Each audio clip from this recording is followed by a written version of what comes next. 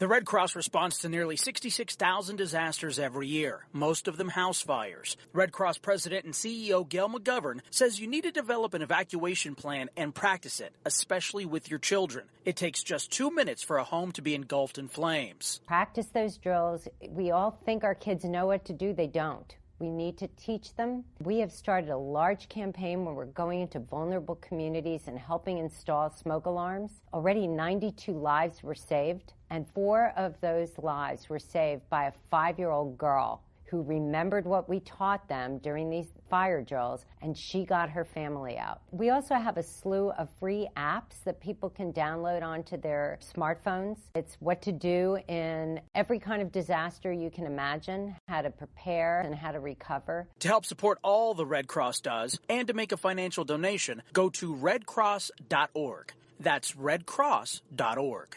See that cute little dog in the pet store window? Chances are it came from a puppy mill. A breeding facility that forces caged, neglected, and often sick dogs to churn out puppy after puppy to be sold for profit. Meanwhile, millions of wonderful, healthy pets end up in animal shelters. This leads to the killing of more than 9,000 by the end of today. But with one simple choice, you can help. Just by deciding to adopt instead of purchase your next pet. Animal shelters are full of amazing pets looking for a home. When you adopt your new best friend, not only are you saving a life, you're taking a stand against puppy mills.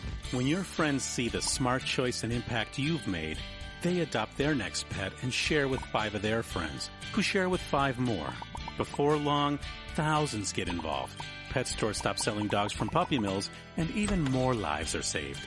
And with your help, we can save them all.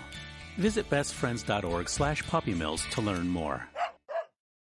It's Thursday night, and you're grabbing drinks with some friends. Start it off with a pitcher for the table, which quickly becomes 2. There's pool. And there's the photo booth. All right, everybody squeeze in. Say cheese! Followed naturally by an order of wings. And another. Can we get some extra ranch sauce? Then there's the ceremonial nightcap. So what are we doing this weekend? And lastly, it's back to the car, which, if you're buzzed,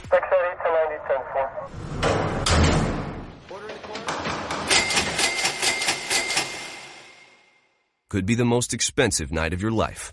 Getting pulled over for buzzed driving could cost you around $10,000 in fines, legal fees, and increased insurance rates. Nothing kills a buzz like getting pulled over for buzzed driving, because buzzed driving is drunk driving. Brought to you by the National Highway Traffic Safety Administration and the Ad Council. Hi, I'm Jeremy Schaap. You may know me from ESPN's Outside the Lines and Sports Center. What you probably don't know is that I've suffered from Crohn's disease for almost 20 years. The Crohn's and Colitis Foundation of America's Take Steps, Be Heard walk program is the largest national walk program dedicated to raising funds and awareness to combat Crohn's disease and ulcerative colitis. To learn more about how you can help and to find a walk site near you, please visit www.cctakesteps.org. Think fast. In the short time it takes to listen to this message, a small flame can turn into a big fire. Several minutes more, and thick, poisonous smoke may have filled your lungs and reduced your ability to respond. Give it 5, and your entire home may be filled with flames. Keep breathing. We've got you. Don't let your world go up in smoke. Have working smoke alarms and practice an escape plan for you and your loved ones. Learn more at usfa.fema.gov, because fire is everyone's fight. Have you mixed your pain meds, your sleep meds, your allergy meds? Call the Poison Helpline. Has your child eaten a tube of toothpaste, a chip of paint, a wild mushroom? Call the Poison Helpline. Have you been bitten by a spider, a snake, an insect? Call the Poison Helpline. Poisonings can happen at the home, on the job, or in the great outdoors. Call the Poison Helpline first for fast, free advice from medical professionals. Call 1-800-222-1222 anytime, anywhere. 1-800-222-1222. Save the number, save a life. Brought to you by the U.S. Department of Health and Human Services.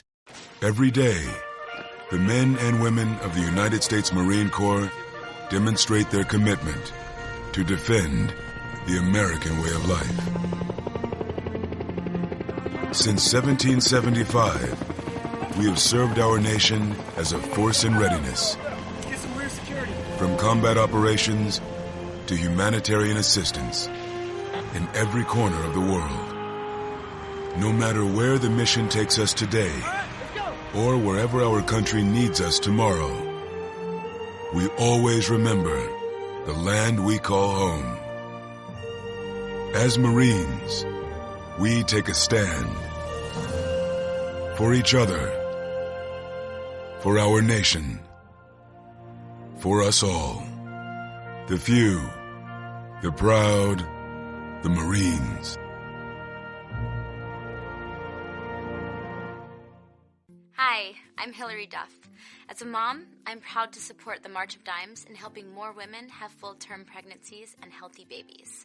That's why I walk in March for Babies. The money we raise funds research and local programs that help babies overcome the challenges of premature birth and birth defects. Sign up today at marchforbabies.org. Together, we can help make healthier babies possible for thousands of families. The following program is closed captioned for the thinking impaired. Zinc Media. Feel the power of knowledge.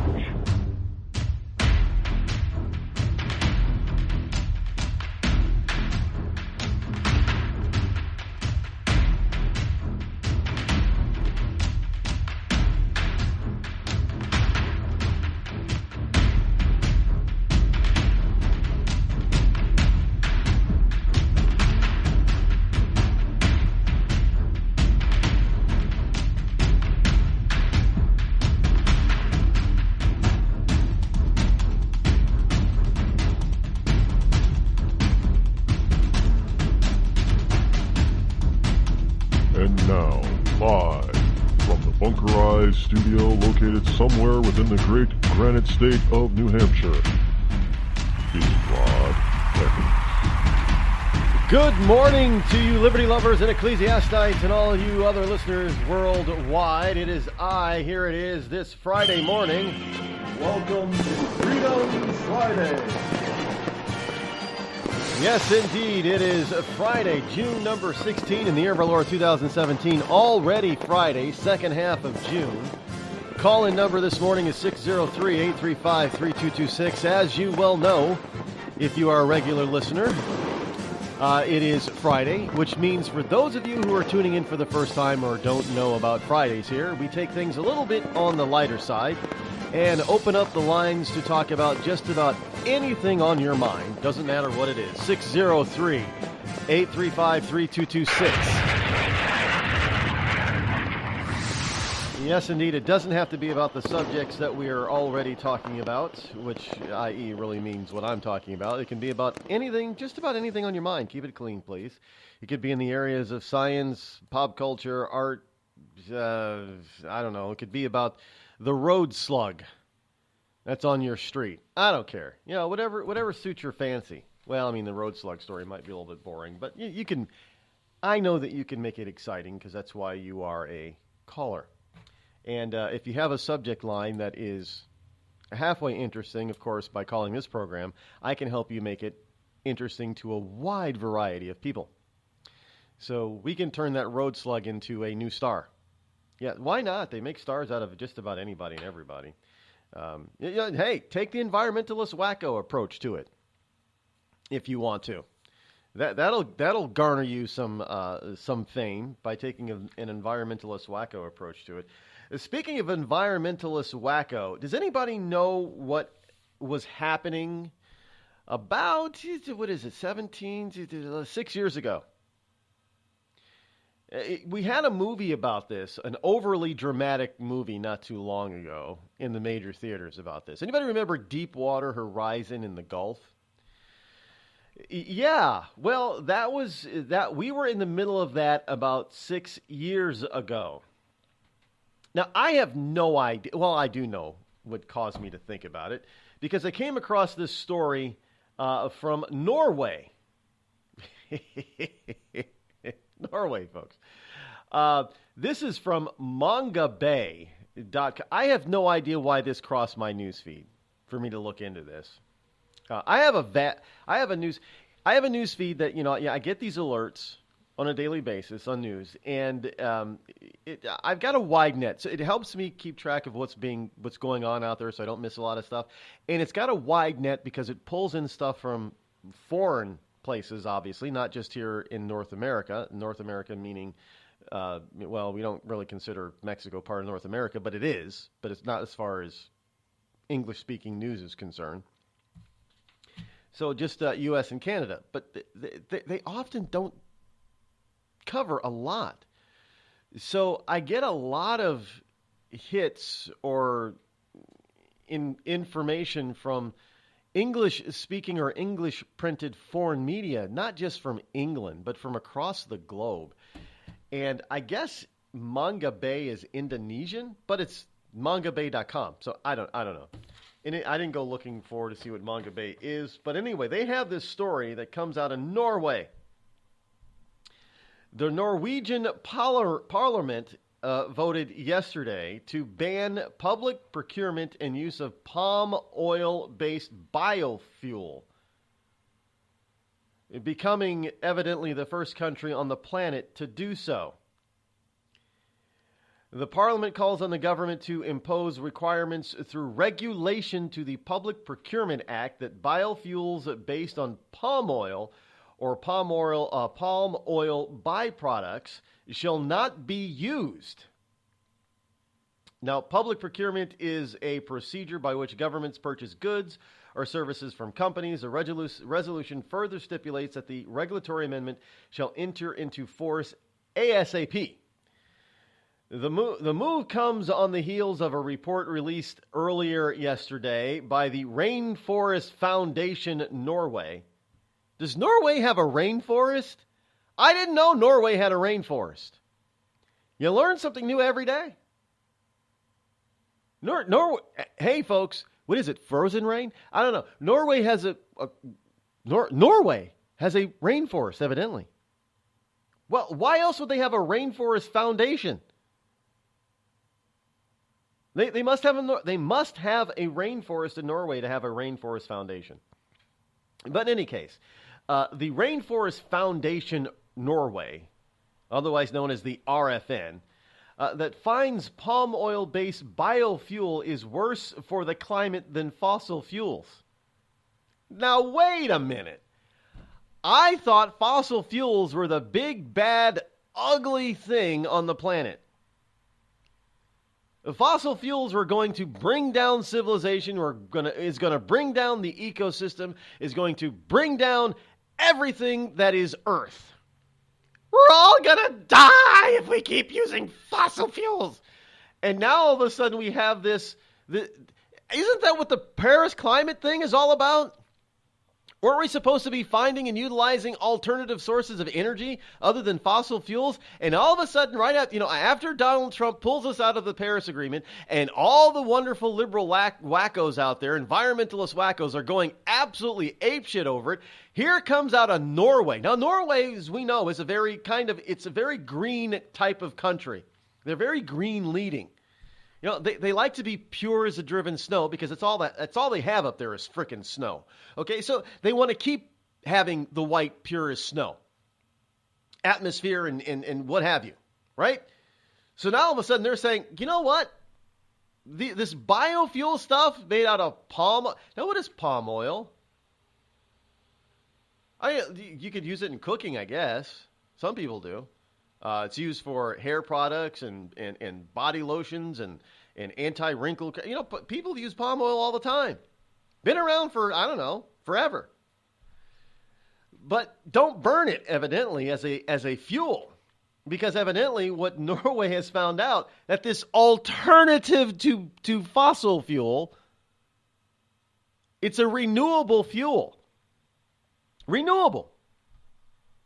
Now, unlike fossil fuel, which as we recognize renewable fuels, fossil fuel, like oil and gasoline and diesel, that's not renewable.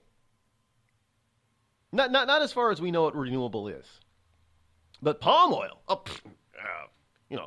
you can grow palms, right? Get palm kernels, palm seeds, palm leaves, palm whatever, it doesn't matter. You can grow palm. It's renewable. But evidently burning it and using it as a biofuel is worse than fossil fuel. You know, I'm not making this. You can't make this stuff up. There is a body of evidence, the story goes on to say. The body of evidence that because of indirect land use change, ILUC, palm oil, biodiesel is worse for the climate than fossil fuel that it replaces. Perhaps several times worse, the report concludes. Several times worse. And yet we're being... are they going to find the same thing to come out about ethanol? You know, at least as far as I know, we don't eat palm. I mean, well, maybe coconut, but other than that, we don't eat palm. We eat corn. You know, humans and livestock and animals and you know, zoo animals and non-zoo animals, we eat corn. But we're turning corn into something that powers our cars and power plants and stuff. You know, we burn it. When we find out that burning corn is worse than oil too, this whole ethanol and biodiesel stuff we were told that all this stuff has already been researched and that biofuels are far better because they're made from renewable sources and it's cleaner than fossil fuel. Well, hold on, put on the brakes, because according to Norway, one form of biofuel is several times worse than oil taken from the ground. Just so you know, now what does that have to do with the oil spill down in the Gulf of Mexico some 6 years ago, Deepwater Horizon? Well, because the same publication, Manga Bay, has this story as well, which led me to a Fox News story. But here's a story from Manga Bay.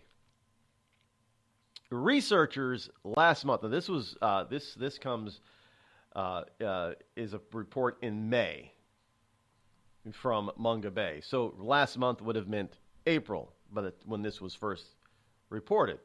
Research last month suggested that the 2010 Deepwater Horizon disaster and oil spill caused about $17.2 billion in damages to the Gulf of Mexico's natural resources. And a slew of other recent studies provided even more details just how severe those impacts were for many of the protected marine mammals and sea turtle species found in the Gulf. In other words, this whole report is about that the protected animals and endangered species animals down in the Gulf Bay area around Deepwater Horizon would take decades, according to this story, to rebound because they were so affected and so many of them died. Well, this story and this report suspiciously comes a month after, because this report is written in May, based on a report that was released in April 2017. But back in March of 2017, Fox has the story that goes unreported everywhere else. Scientists find dozens of new species in the Gulf of Mexico after the Deepwater Horizon spill of 2010. The scientists find dozens of new species. Now, are these mutations? Not according to the Fox story. A group of oceanographers from the research project, the Deep End Consortium, have been looking into the effects of the 2010 oil spill that leaked 3.2 million barrels of oil over the course of 3 months. What they discovered is that the sea life is actually flourishing in the Gulf. And it's got all of these wonderful researchers scratching their heads, saying, how can this be? This is supposed to be a dead zone. Well, see, there's one thing that they always seem to forget about this kind of stuff. You know, they talk about, natural and renewable natural resources. Well, there's one thing they always seem to forget. The thing that they seem to forget, you see, is oil comes out of the ground. Man does not make oil. We don't make it. We take it out of the ground and we refine it. into other products and things, just like we do with anything. You know, cut down a tree. A tree we don't do much with a tree just by growing there. We have to cut it down and we have to process it into the many myriad of things that we use it for. You know, from paper to building products. And there's a lot of other things in between. So but the tree grows naturally. Comes from the earth. Well, so does oil. They seem to forget that oil is a natural product of the processes that have been going on this planet since the beginning of time. It's not a foreign substance. And therefore, since it is a natural product, it isn't some man-made chemical, it's a natural product coming out of the ground. It's completely natural and normal and organic, that there is mechanisms on this planet to take care of that oil if it comes up. You know, look, we already know that scientifically speaking, we get more oil that leaks out of fissures and cracks in the earth than man does, than man leaks. But where does all that oil go? Well, the biosphere takes care of it. Why? Because oil actually is a natural product. Go figure.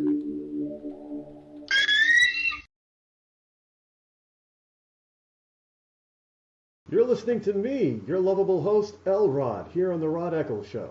We've all heard of male enhancement, but now there's an expert on true male enhancement in the areas that really count. In Herb Ellis's book, Husband 2.0, Real Male Enhancement, you'll find answers to questions like, why doesn't she want to have sex? A quick start, quick results workout guide. Plus, what you can do as a side hustle to make money now. With all the great tips in this book, every man can benefit. Get the book, Husband 2.0 Real Male Enhancement, on Amazon.com.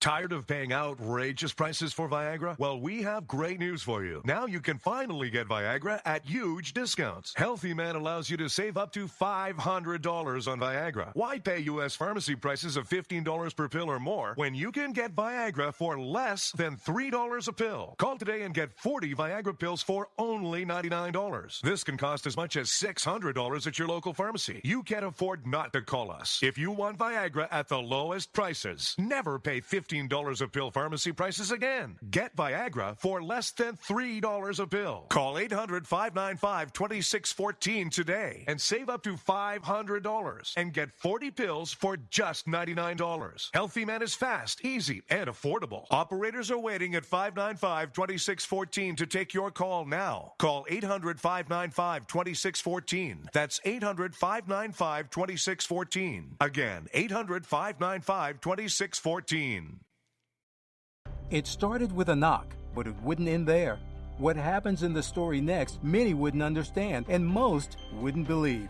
5 + 2 = Perfection by Samuel Rosette Jr. is a must-read. The scriptures within are reminders of the ancient past, and yet intriguingly infuses with texts which stand on the edge of the stage of relevancy. Available online at Westbow Press, Amazon, Books A Million, Barnes & Noble, and SamuelRosetteJr.com. And now a message from our sponsor. Ladies, tired of drying your hair with the same old vacuum cleaner? Try Avon Shea brand new Beauty Locks portable hair dryer.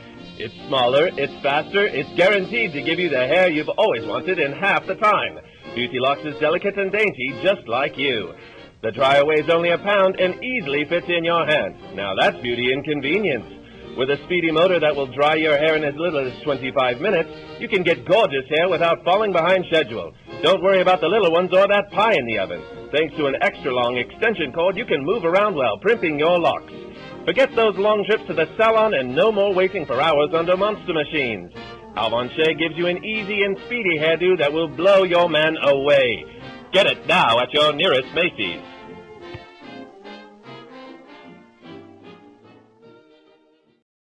You're listening to The Rod Eccles Show. Let truth be told.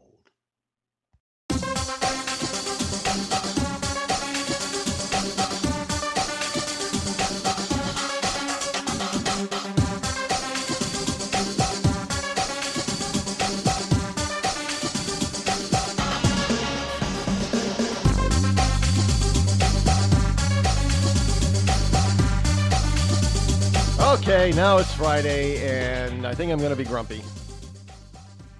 I'm going to be grumpy because it appears that I am out of my daily morning Perdermo cigar. I buy them from cigar.com by the box. And it was supposed to be here yesterday, actually. It didn't come yesterday, which is rare for them. It's usually spot on. You could program your watch by their deliveries, but it didn't come yesterday. So I'm sure it'll be here today, but I'm going to have to resort to my regular evening. No, I'm not hooked. I just happen to like cigars. I mean, I can, some people say, well, geez, you got to be hooked on it. Are you kidding me? I can go days without smoking a cigar. Now, whenever I visit my mother, I don't smoke cigars while I'm there. I don't smoke them in our house. I don't smoke them on our deck. I don't smoke them. She doesn't like the smell of them. That's okay. I don't have to, so I don't have withdrawals. It's kind of like coffee. I hear people that talk about, I got a story here from Starbucks, too, to go along with that. But coffee does not seem to affect me one iota. And some people look at me like, yeah, right, Rod. Coffee affects it. No, because I hear people get, when they have coffee withdrawals because they don't drink it for a day, they get headaches and stuff. Folks, last week I went on a 5-day fast. Yeah, I don't talk about this kind of stuff, but I do. I do it every now and then, and it really does wonders for you. Resets a lot of stuff in your body. But I didn't suffer any headaches at all from not drinking, because I didn't drink coffee for 5 days. Not a single headache. Now the first day I felt a little fatigued, but took a nap, and that was fine. Speaking of which, that's what happened to me yesterday. Right after the show, I did a little bit. I didn't get through my entire day. I did a little bit of work. Then I went. I left the bunkerized studio. Went to eat some lunch. After eating lunch, I sat down. Next thing I know, it was like 5 o'clock in the afternoon. I must have dozed off. And God said, "Okay, you did your work, so you're gonna rest now."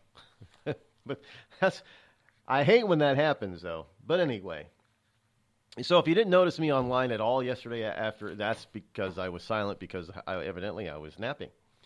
But I don't get these withdrawals from anything. There is some scientific evidence that shows that there are a rare number of people. Evidently, there are a rare number of people on the planet that cannot get addicted to just about anything. Their body that must be me. Because we're told that cigarette smoking, tobacco is highly addictive, more addictive than some drugs, nicotine. We're told that coffee is highly addictive and you go through withdrawals. And we're told that sugar is highly addictive and you can go through withdrawals. I don't experience any of that stuff whenever I cut it out. So maybe I'm one of those people that I'm not trying it. I'm not going to test it, but maybe I'm one of those people that can't even get addicted to heavy drugs. That would be kind of cool. It'd be, kind of like Highlander or something. You can do whatever you want and still live forever. But I'm not going to test it. But I don't go through withdrawals. At least not the way everybody explains what withdrawals are. I don't get overly tired. I don't get headaches. I don't get the shakes. I just got half the time if I cut something out for a few days, I forget about it. And I go, oh yeah, I haven't had any sugar in like a week. Maybe I'll have myself some ice cream. It doesn't taste any better than it did before that. So I don't, the ice cream is just good stuff anyway. But here's a story. Starbucks customer, says that this is from Fox 46 out of Charlotte. Starbucks customer says she was bullied for supporting Trump. Everybody's getting bullied today. On a day when lawmakers from both sides of the political aisle in Washington are asking Americans to unite, a loyal Starbucks customer says she was targeted for supporting Donald Trump. Starbucks says they are making sure this incident... Haven't they said that before with people who've complained about being bullied at Starbucks for being a Donald Trump supporter? Oh, yeah, we're taking steps so this incident won't happen again. And those incidents keep happening. Why in God's holy name do you people still go to Starbucks? Why do you go to Starbucks? Why? You know what they're like. You know what they do. You know they're real. I'm sorry, but I'm going to say it. Yeah, they may have some good coffee, but Starbucks is really anti-American as far as I'm concerned. And then whenever a conservative or somebody on the right side of the aisle goes to Starbucks and they get bullied, quote unquote, they act surprised. They do this every time. The Red Cross responds to nearly 66,000 disasters every year, most of them house fires. Red Cross President and CEO Gail McGovern says you need to develop an evacuation plan and practice it, especially with your children. It takes just 2 minutes for a home to be engulfed in flames. Practice those drills. We all think our kids know what to do. They don't. We need to teach them. We have started a large campaign where we're going into vulnerable communities and helping install smoke alarms. Already 92 lives were saved, and 4 of those lives were saved by a 5-year-old girl who remembered what we taught them during these fire drills, and she got her family out. We also have a slew of free apps that people can download onto their smartphones. It's what to do in every kind of disaster you can imagine, how to prepare and how to recover. To help support all the Red Cross does and to make a financial donation, go to redcross.org. That's redcross.org. I'm just so happy my father had a chance to see his kids before he passed. I just want to say thank you. When her father fell ill, the American Red Cross was able to help get Veronica's brother home from the Navy to speak to his father one last time. It's thanks to your donations that we can connect military families when they need it most. Please donate today at redcross.org. It's Thursday night, and you're grabbing drinks with some friends. Started off with a pitcher for the table, which quickly becomes 2. There's pool. And there's the photo booth. All right, everybody squeeze in. Say cheese! Followed naturally by an order of wings. And another. Can we get some extra ranch sauce? Then there's the ceremonial nightcap. So what are we doing this weekend? And lastly, it's back to the car, which, if you're buzzed,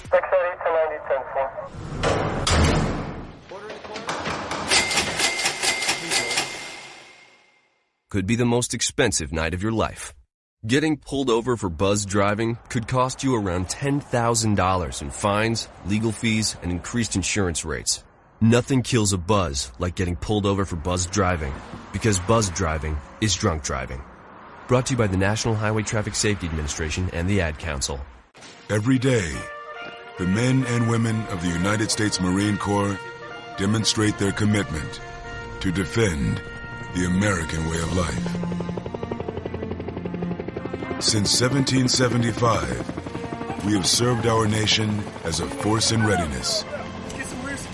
From combat operations to humanitarian assistance in every corner of the world. No matter where the mission takes us today, or wherever our country needs us tomorrow, we always remember the land we call home. As Marines, we take a stand for each other, for our nation, for us all. The few, the proud, the Marines.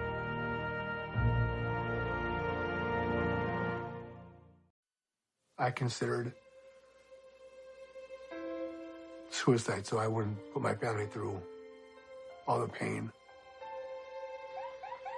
Many of our warriors are returning home from the battlefield, only to face a new war as they struggle with devastating injuries. At Wounded Warrior Project, we understand. We're there to help. Even though you think you're broken, you're not. It's the physical and the emotional healing that Wounded Warrior Project provides. With a gift of just $19 a month, you can join Wounded Warrior Project. You'll help provide critically needed programs and services that rebuild lives. Beautiful.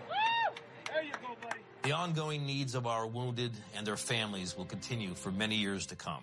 Now is the time to show your support. Call now or go online with your gift of just $19 a month, and we'll send you this Wounded Warrior Project blanket. It made me feel that there's people out there that care about us. after this event, we can finally maybe start to heal as a family and move forward. We need your help. The families are hurting. For many of our wounded heroes, the greatest casualty is being forgotten. That's why your gift of just $19 a month is so important. Please call or go online right now.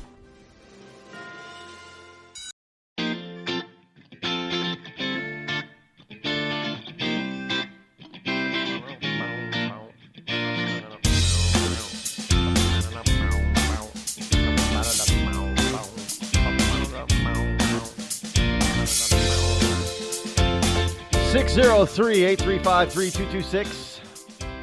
Yes, welcome back this Friday morning.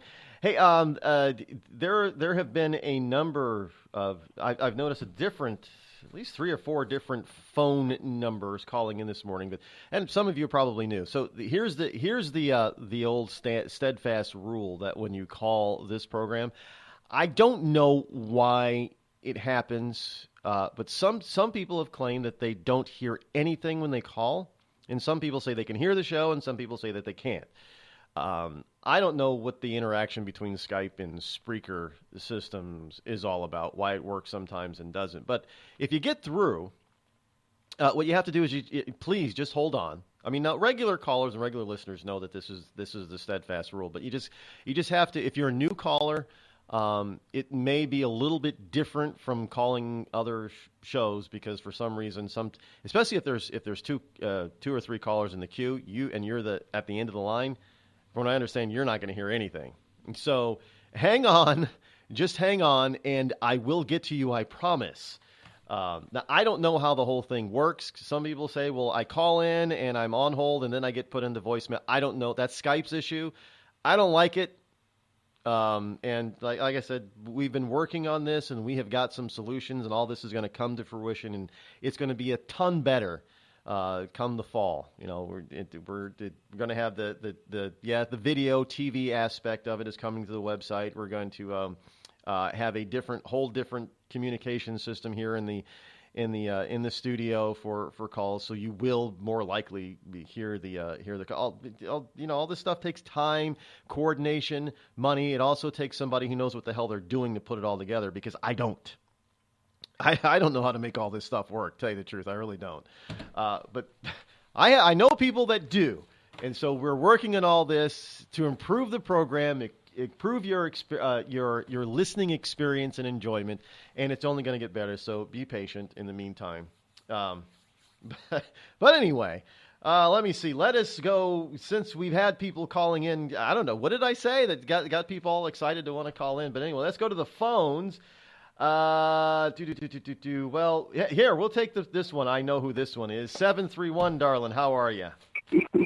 Oh, hey, you know what got me this morning was you talking about Starbucks. Because, I boycotted them so quick. And I have one across sort of across the street from my house. I won't say exactly across the street, but I can be there in minutes. And I boycotted them. And then recently I saw an article that was actually in the Gateway Pundit or something, that the new CEO was going to be starting next month or this month or whatever, and that he was really interested in the more American people, let's put it that way. My response was that I would drink water from a creek before I drank coffee from Starbucks. And it would take it would be like they would have to put like a Trump sign up in every Starbucks before I go in there. I'm not one of those people that participates or gets into boycotts. But let me just say this.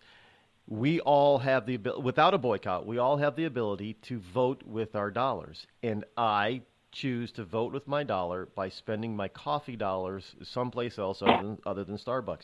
Don't get me wrong, I love the coffee at Starbucks. I think it's some of the best chain fast food coffee out there. It really is. But with that said, they're not so great that nobody else can't be replaced. I mean, that's ridiculous. I'm not going to give a company that has been known to be anti-Second Amendment. They have been known to be anti-First Amendment. They've been known to be anti-military. You put those three alone will get me to cause you. I mean, that's all the anti-American. That's So you sum that up. So that's me. I promise you, they would have to. I mean, it would be near miracle for me to go in there because of that very thing. And I'm not into boycotting. Now, I want to tell you, recently I've been on some boycotts, because I think that we're at a point where the hypocrisy is just unbelievable. And while I'm talking about hypocrisy, let me get your take on this. Last night, the game, which, listen, I go to church. I give my tithing. I love the Lord. He's number one. And but, I hope that all the schools, that the football coaches or basketball coaches, et cetera, were vilified. Actually for saying prayer after a sporting event, I hope that they can use what happened in D.C. last night as a defense that what's good for them is good for our children. You know what I'm saying? Mm-hmm. And don't get me wrong. I'm very happy that they pray. Very much pray. Every time I turn around, I'm trying to pray these days about, this country. But the sheer hypocrisy that these coaches have been under for trying to raise our children in a godly world, I hope that they were vindicated last night. Oh yeah. Let's just take God out of the equation, and then after something horrific like the congressional baseball shooting, all of a sudden let's turn to God and pray in the middle of the field. Do you think people are really going to fall for that? No, no. Well, I'm not falling for it. But you know what? You know what? I didn't. Yeah, well, yeah. Go ahead. I'm sorry. And these coaches that still hold God in their heart, and they're being told, well, you can't pray on the field. Well, that isn't hurting. See, this is what the left thinks. They think that they're hurting those who believe in God. They think they're hurting the coach. What they're actually doing is hurting those kids and society. Because when you take God, whether those kids can make up their own mind of whether or not they believe in God once they grow up, and a lot of them do. Some of them stay in the faith that they're raised in, and a lot of them don't. But how is that possible? Oh, they're raised in a household that's Methodist, and they grow up and they decide they don't want to be Methodist. Well, that's because they make up their own minds. That's called, that's free will. But at the same time, at least they have that basis that they know what is right and what is wrong. When you take God out of the equation, all of a sudden, now whatever you think, that's how we get these kids that say, well, that's your truth and my truth. No, there isn't my truth and your truth. There's just one truth, period. So now they're growing up without God and without an absolute knowledge that there is an absolute truth, and they can make anything up they want to. Oh, it's right for us to be violent against Trump supporters because Trump is just mean and bad. It says who? It says you, because you think it's your truth. And then if I tell you that it's not my truth, then they're like, well, then you don't have any truth. What are you talking? How can I not have truth and only you have the truth when you say it's your truth and my truth? If you wouldn't say it's your truth, if there's only one truth, you'd say it's the truth. Yeah, that's a good point. That's a very, very good point. And I believe that with all my heart, that as adults, in my I was raised, to go to church and with my neighbors. If you didn't go, you got taken to go. But, it wasn't until my adult years when I had to hit my knees because of one thing or another that you realize that it's more than about yourself, that you need the Lord to make it through these trials that we are given. And right now, I will tell you, people may not be raised in church, but eventually, 9 times out of 10, you go to any place where, go to a drug rehab. 9 times out of 10, those people, that's what gets them through. And you saying, like, you not being addicted to coffee, you don't have an addictive personality. And that is a great thing. And I do believe, I was thinking when I heard you say it, a lot of that goes back to our mind, how we can control our desires if we so set that in our mind. And I think that's a very good point. Yeah, I've always said that type is a lot of things that they're calling it. They're not even calling addiction anymore. It's now a disease, meaning that it's a medical condition that you have no control over. The problem is that we have a lot of control even over our medical conditions, and that's they're just speaking in the chat room about fasting. One of my super fans was making fun of me because I was fasting during Ramadan. I didn't even think of it being Ramadan, but that's beside the point. But one of the things about fasting is that it's been proven for centuries that it has a lot of health benefits. And maybe that's because, it does take some discipline to voluntarily choose not to eat anything. It takes some that's the whole point. Self-discipline. We seem to take that out of the equation. Do whatever the feel-good age came about in the 60s. Do whatever makes you feel good, whatever you like. And we just take self-discipline out of it. Well, there's a lot of consequences to doing whatever you want and doing whatever you like. Maybe addiction is one of those things. Maybe addiction is one of those things. I don't know. But I think we have more control over our well-being, over our decision-making than we give ourselves credit for. If you get pulled over and you get in trouble or get busted for driving too fast or whatever, you know what? You slow your butt down if you're in your right mind. And you say, I'm not going to do that again because authority has warned me. And when I go pay that ticket, it really reminds me to let up, Yes. But some of these car kids don't have authority figures because they've just got all these rogue criminals running amok and just destroying. But I'm telling you, I saw something on your Twitter page.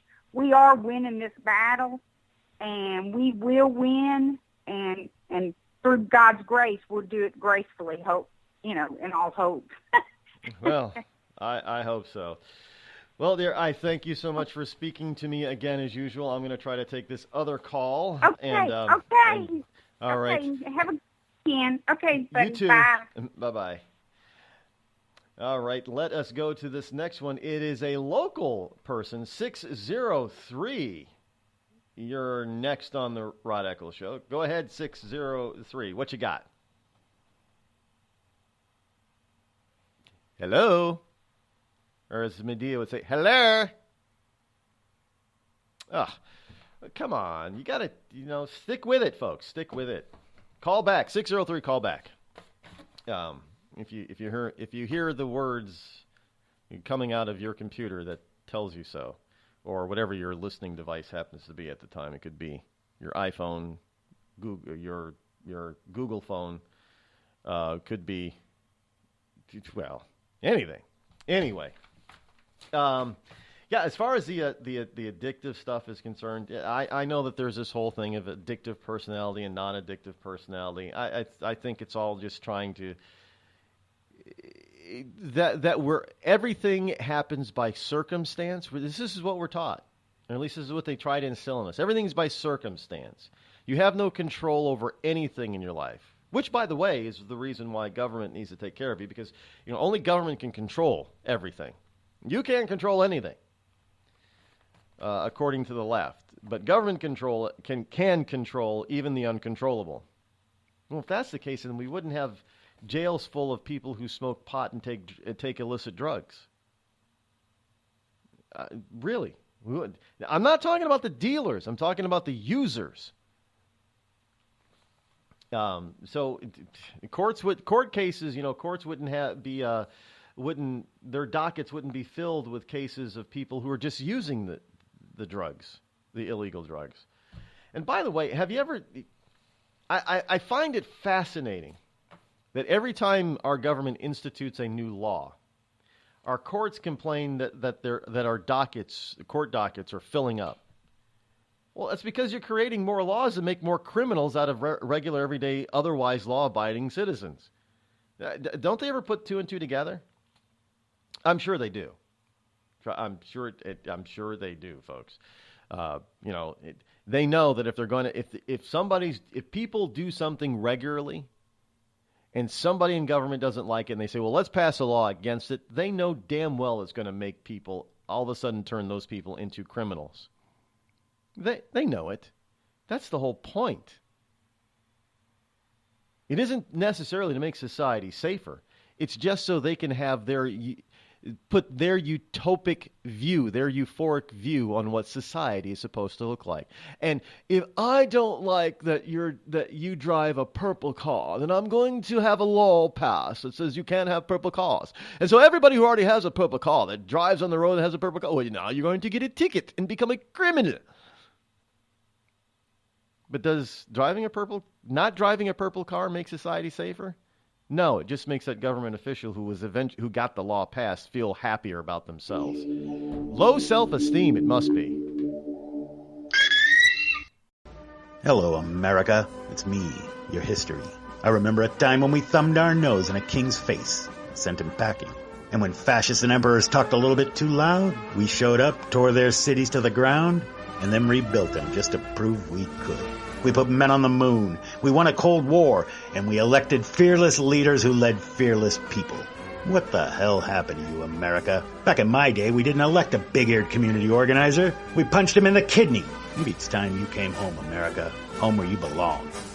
We've all heard of male enhancement, but now there's an expert on true male enhancement in the areas that really count. In Herb Ellis's book, Husband 2.0, Real Male Enhancement, you'll find answers to questions like, why doesn't she want to have sex? A quick start, quick results workout guide, plus what you can do as a side hustle to make money now. With all the great tips in this book, every man can benefit. Get the book, Husband 2.0, Real Male Enhancement, on Amazon.com.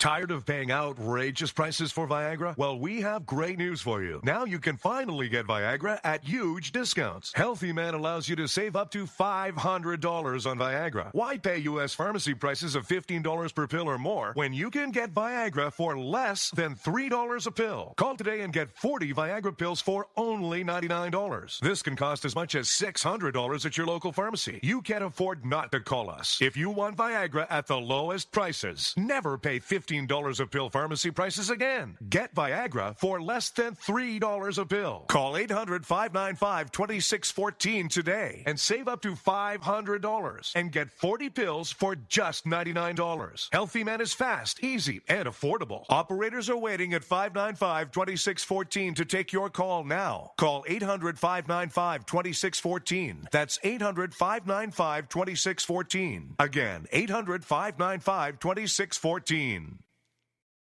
It started with a knock, but it wouldn't end there. What happens in the story next, many wouldn't understand, and most wouldn't believe. 5 + 2 = Perfection by Samuel Rosette Jr. is a must-read. The scriptures within are reminders of the ancient past, and yet intriguingly infuses with texts which stand on the edge of the stage of relevancy. Available online at Westbow Press, Amazon, Books A Million, Barnes & Noble, and SamuelRosetteJr.com. This is Free America broadcasting on the Rod Eccles Show with a message to all patriots trapped behind the lines in California, New York, Boston, and Chicago. Don't give up, true lovers of America. Even as we speak, moves are being made to drive the invaders back to the land from which they came. Defeat the would-be dictators and lift the chains of tyranny from around your neck. Stay strong. Stay brave. You're not forgotten, and you're not alone. Until next time, patriots, this is Free America signing out. Call Rod now, 603-835-3226. Lines are open.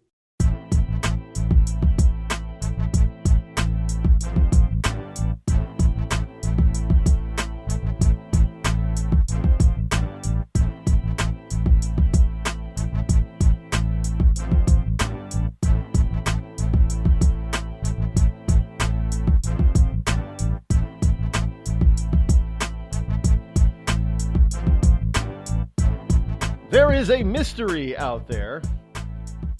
There is a mystery. Living in a mystery. It says Sarah McLachlan. I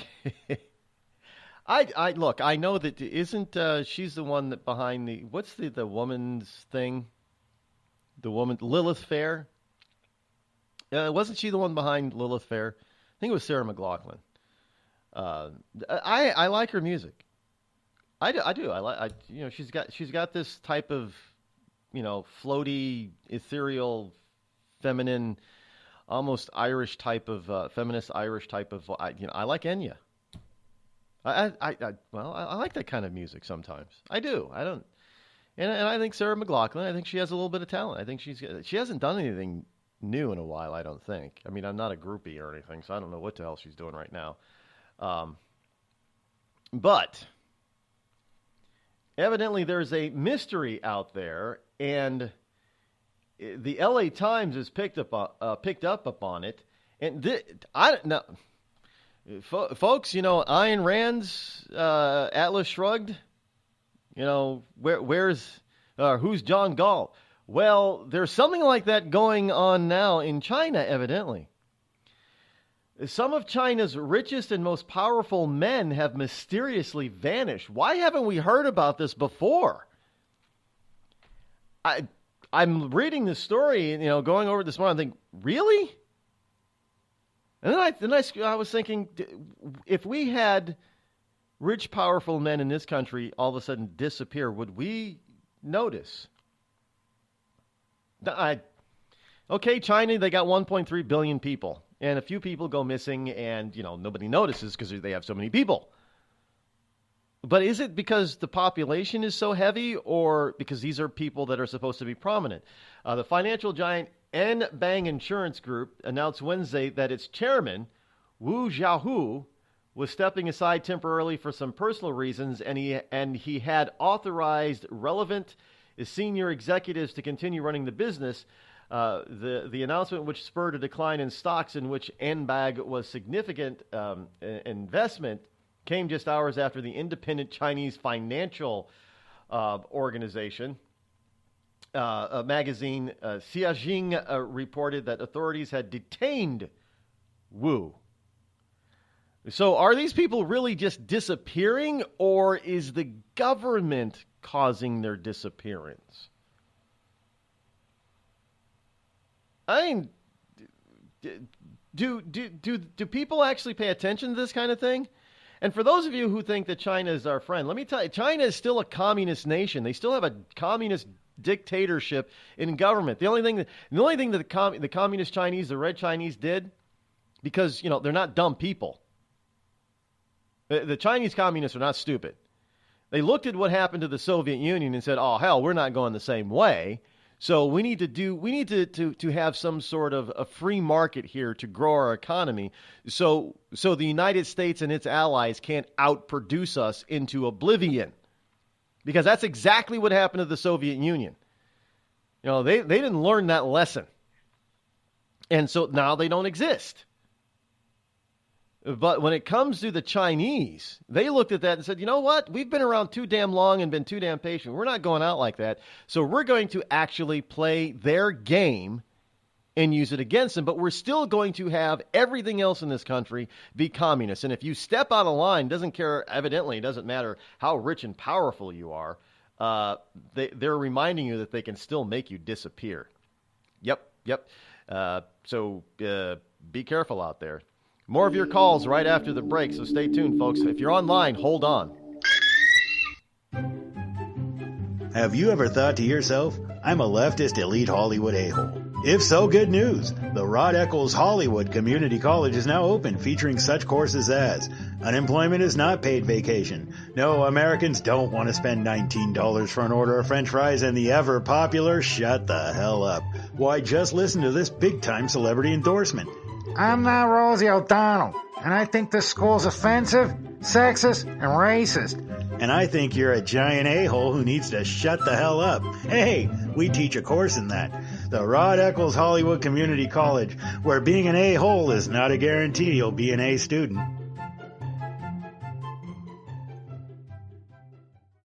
Thousands of families affected by disasters, like the recent wildfires, urgently need support. You can help the American Red Cross provide warm meals, shelter, and hope to families when they need it most. Please donate today to Red Cross Disaster Relief to help people affected by disasters, big and small. Go to redcross.org or call 1-800-RED-CROSS today. Your support is critical. We can't do it without you. I'm just so happy my father had a chance to see his kids before he passed. I just want to say thank you. When her father fell ill, the American Red Cross was able to help get Veronica's brother home from the Navy to speak to his father one last time. It's thanks to your donations that we can connect military families when they need it most. Please donate today at redcross.org. Were you born from 1945 to 1965? People born during these years are 5 times more likely to have hepatitis C. So even if you try to eat right, exercise, and take care of yourself, you could still have hepatitis C, a serious disease that's a leading cause of liver cancer. If you were born from 1945 to 65, you should get a blood test for hepatitis C. Treatments can cure this disease. Talk to your doctor about getting tested. A message from the CDC. Think fast. In the short time it takes to listen to this message, a small flame can turn into a big fire. Several minutes more, and thick, poisonous smoke may have filled your lungs and reduced your ability to respond. Give it 5, and your entire home may be filled with flames. Keep breathing. We've got you. Don't let your world go up in smoke. Have working smoke alarms and always stay in the kitchen when cooking at high temperatures. Learn more at usfa.fema.gov because fire is everyone's fight. Have you mixed your pain meds, your sleep meds, your allergy meds? Call the Poison Helpline. Has your child eaten a tube of toothpaste, a chip of paint, a wild mushroom? Call the Poison Helpline. Have you been bitten by a spider, a snake, an insect? Call the Poison Helpline. Poisonings can happen at the home, on the job, or in the great outdoors. Call the Poison Helpline first for fast, free advice from medical professionals. Call 1-800-222-1222 anytime, anywhere. 1-800-222-1222. Save the number, save a life. Brought to you by the U.S. Department of Health and Human Services. Premature birth is the #1 killer of babies. Those who survive often face birth defects and complications that affect them for life. For hundreds of thousands of families in the United States, this is the hardest thing they will ever have to face. And it's even harder on the baby. March of Dimes is providing education and support to families and funding life-saving research to give every baby a fighting chance. You can help. Do something today. Give them tomorrow at marchofdimes.org/tomorrow. It's pretty amazing when you consider that 7 years ago, we didn't have the treatments we have now. We cure 80% of children with cancer. Go back 50 years, we were curing 20 to 30%. This is the miracle story of modern medicine. We understand what makes this cancer tick. And of course, without donors from around the world, this just couldn't happen. There's one thing we're focused on, and that's beating this thing. St. Jude Children's Research Hospital. Finding cures, saving children. Learn more at stjude.org. Not on my watch, our military service members say, as they volunteer to serve. As they move out, stand firm, and take fire. So not on our watch, we say, to the severely ill or injured veterans who can't get the care they deserve to live full and independent lives, even when there's no government funding or a nursing home seems like the only option. We won't leave one warrior behind. Not on our watch. Join us at findwwp.org. Every day, the men and women of the United States Marine Corps demonstrate their commitment to defend the American way of life. Since 1775, we have served our nation as a force in readiness. From combat operations to humanitarian assistance in every corner of the world. No matter where the mission takes us today, or wherever our country needs us tomorrow, we always remember the land we call home. As Marines, we take a stand for each other, for our nation, for us all. The few, the proud, the Marines.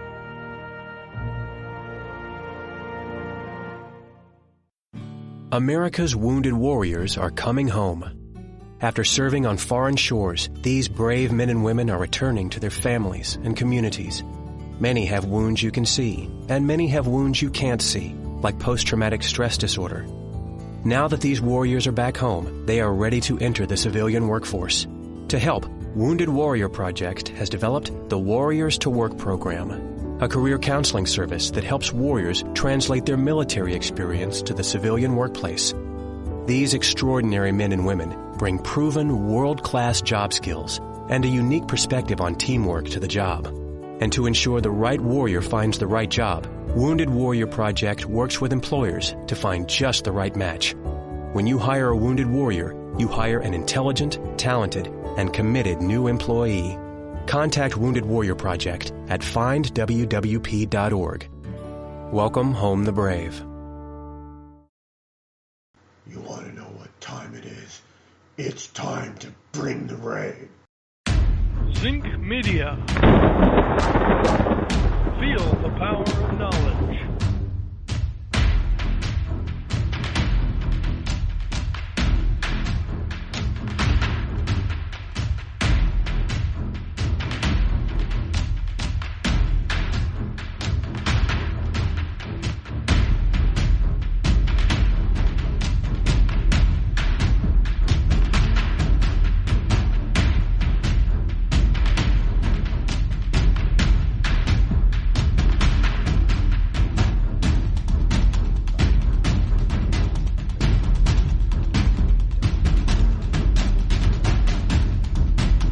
And now, live from the bunkerized studio located somewhere within the great granite state of New Hampshire, is Rod Eccles. And welcome back. Yes, indeed, all of you liberty lovers and ecclesiastites especially, and all of you wonderful listeners out there across the globe. It is I, your lovable host on this Friday. Welcome to Freedom Friday.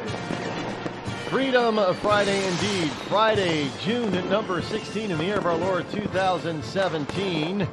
That means it's kind of, basically it's open mic Friday. Anything you want to talk about under the sun, just keep it clean, please.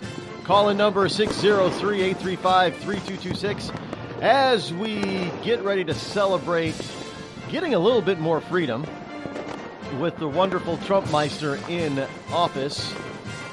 Yes, we're gaining some of our freedom back, so we get to celebrate that this weekend.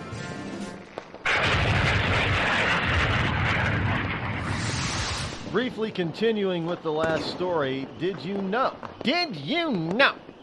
that the story continues? The global insurance company, this insurance company, the Chinese insurance company, which is the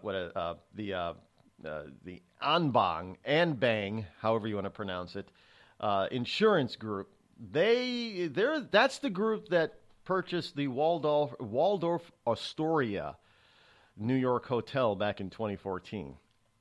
I'm sure there are a lot of Americans that don't know that that beautiful landmark is owned by the Chicoms.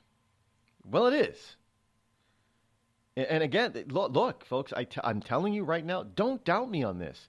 These people, the Chicoms, they look at stuff that goes on in the world and they learn their lesson as best they can.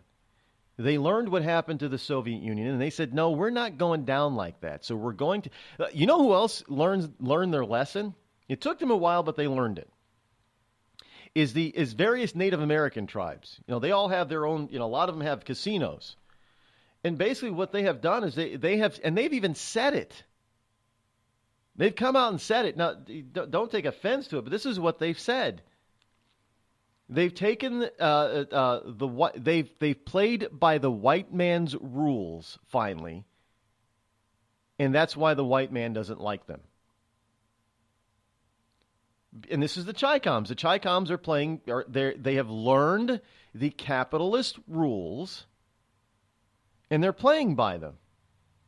So they're beating some of us at our own game.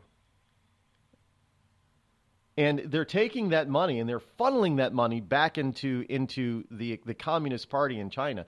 And so if you deviate from that norm, once you get up into the high echelons of of business. And make no mistake about it, they may have a more of a free market, but it's not a totally free market like it here in the USA. If you get out of line, they will disappear you. As the story continues, that now in many cases, they say in some cases, the disappeared have returned because they've been absconded by the government for legal reasons. But some have returned, some have not returned, nobody knows where they are, and some have returned but turned up dead. So, if you think they got freedom in China, you better think again, because I'm telling you that if you get out of line, one of the people that you got to pay attention to is what's his name? Ma. The billionaire Chinese guy who's behind Alibaba and some other things in China. Now, this guy will say one thing to an American audience, but if you want to know what he's really thinking and feeling, listen to what he says in Chinese to the people of China. Oh, it's completely different, folks. But you don't hear about that kind of stuff. When he some of the stuff that he has said to his own people within his own country, once it's translated, you're thinking he said the exact opposite when he was here. Because he's not dumb. He doesn't want to disappear. Just saying, folks. The Chi-Coms are not our friends. They're playing the capitalist game, and they're funneling all of that money from here in the USA. When they buy our properties, all that money's going back there, and when it gets into the Chi-Com government hands, it's going directly into their military. And this whole notion that these wonderful idiots over here think China doesn't spend nearly as much as we do. Let me tell you something. You do not have military programs like the Chinese have going on right now on a budget that they're spending, even with the cost of Chinese labor being so low. They're not telling you what they're spending. We're the only idiots that tell the entire world exactly what we're spending. They don't. Anyway, he's been holding long enough. We have Agent 0010 on the line. Let's bring him on. He wants to give us an update. Good morning. Uh-oh. Where'd you go, Agent? Just had him, and now I lost him. Call back. Don't know what happened right there. What the Braza frickin' frackin' rizafrack. Okay, we got him back here. Good morning, Agent 0010. We got interrupted. See, somebody doesn't want you to talk. You got something good on to fill us in on? Oh yeah. Oh, this is comical. It falls under the caught you yet in another lie category. Now, this is meant towards the Democrats or the political left. Antifa yesterday put a post on Twitter, and they were forced to take it down by Twitter. Now, here's what they posted about, let's see, an hour ago. Yeah, about an hour ago. As I am sure you know, Twitter has forced us to delete our statement on the Steve Scalise shooting. Here is our official response. Now, this is from the official Antifa Twitter account. Since the election of Donald Trump, there has been a radical shift in what is considered acceptable political discourse. We believe our statement on the targeted shooting of Congressman Scalise and other Republican members is consistent with the repeated calls for violence from, wait for it, the media personalities, celebrities, and members of academia that influence us. Why Twitter has chosen to single us out is unclear, but rest assured, the resistance is just getting started. Antifa just admitted that, yes, media personalities, in example, CNN, MSNBC, CBS, so on and so forth, celebrities, Kathy Griffin, Snoop Dogg, Madonna, so on and so forth, and members of academia. Now, as we all know, many members of the Senate, Congress, at one point or another, many members were professors. An example, Elizabeth Warren is just one example. And many of them, after they leave, go on to careers as professors. So it's not a case of before and after, because politicians are also considered to be members of academia, higher learning in the political realm. So they've just been busted by when they say, oh, we don't influence violent. Lie. Now, here's why the lie is personified. A Democratic strategist from New Jersey started a hashtag on Twitter. Rod, would you like to hear what the hashtags are? What is this? Do tell, what is this wonderful hashtag that this liberal idiot has probably foisted upon the American people? Oh, it's not a hashtag, it is two. And here they are, Rod. Hashtag Hunt Republicans. And hashtag Hunt Republican Congressman. And the name of this idiot is Mr. James Devine. Wasn't Devine a cross-dresser, a really heavy-set cross-dresser that made some really bad movies? I think so. But, well, hey, you know, here's a story. Fox 59 out of Indianapolis, Indiana, folks. And we're talking, you know, Trump country here. Red state, Trump. Indiana State Police say shots were fired at a truck carrying a "Make America Great Again" flag, and the American flag as it was traveling eastbound on I-465 earlier this week on Tuesday. And there is a bullet lodged in the vehicle, so they weren't making it up.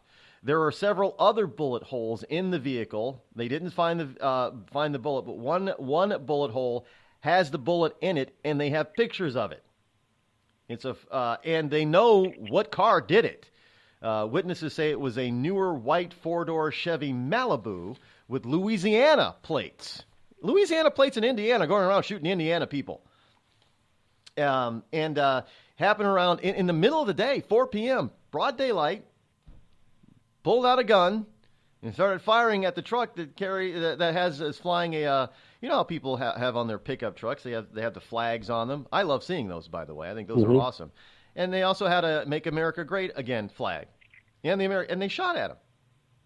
Right on the heels of after we learned that Congressman Scalise and a few other people were shot by an idiot Bernie Sanders supporter, whom all of a sudden, you know, you get Chris Matthews and company are trying to divest themselves from him. Say, oh no, we're not saying that that the political rhetoric influenced this guy. He was unemployed. We don't know his mental state.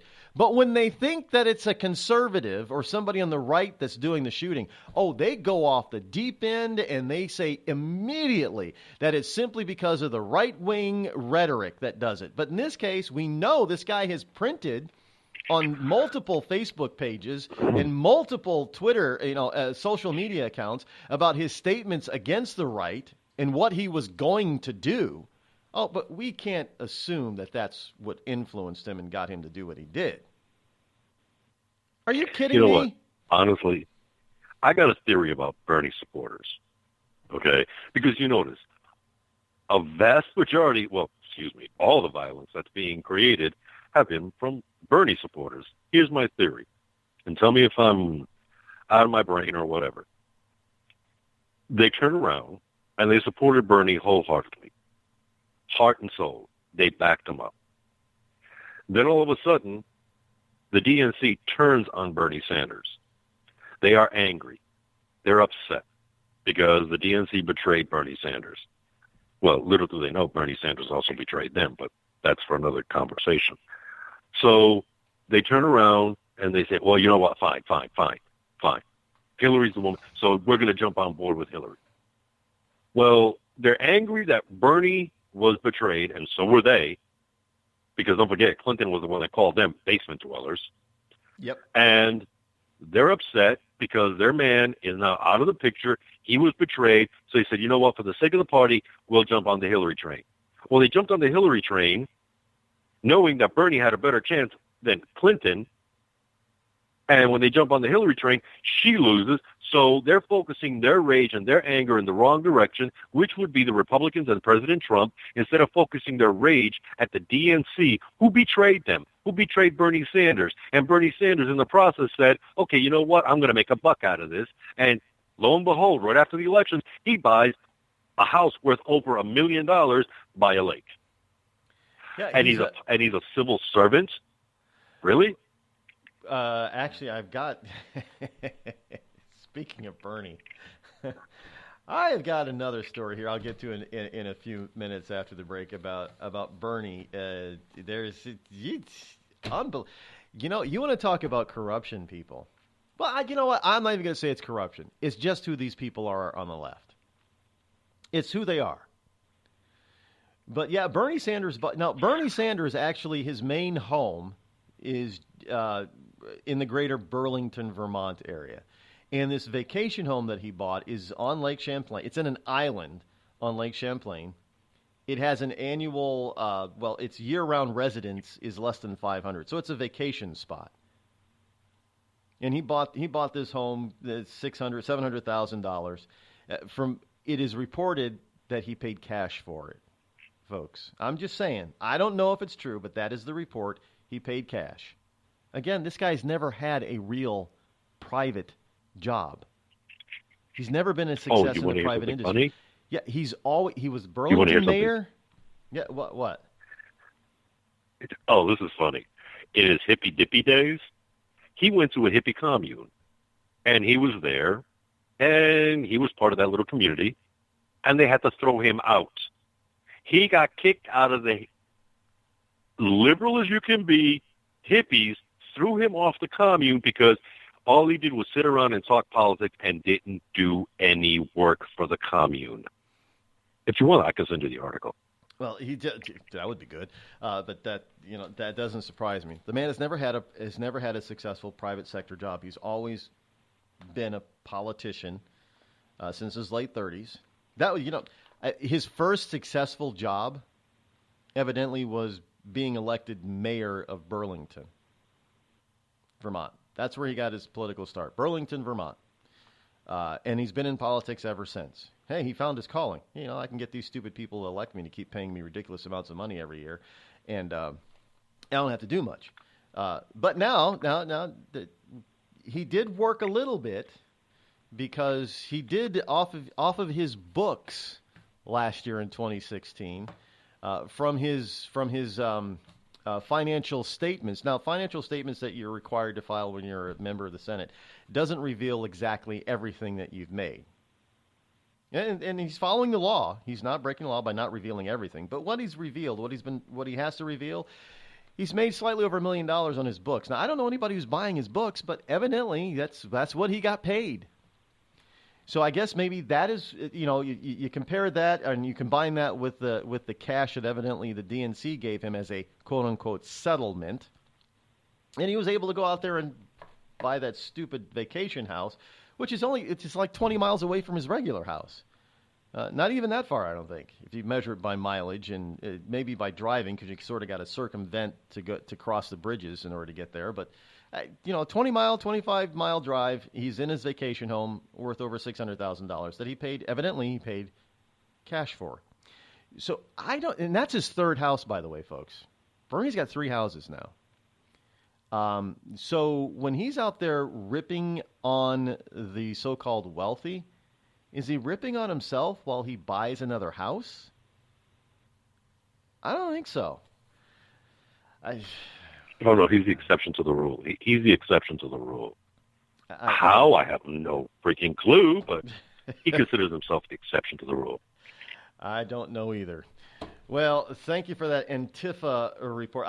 Those people are just they're dangerous, and they are instigating something that they cannot possibly win, and they are. I'm just hoping that somebody picks up on this Antifa words and challenges CNN, MSNBC, NBC, CBS, that they challenge all these networks, because they said it right there. They made it plain as day that, they're also following advice from the press. Well, yeah, only places like this are you gonna get that. The lamestream media, including Fox, isn't going to pick it because they're going to be accused. Well, you're fanning the flames of the fire by saying it. Well, I think the fire is now a bonfire, and I think that they're in a position now where they don't have enough water to put it out, so they could be in some trouble. They could be in some trouble. I just got a thought. Let's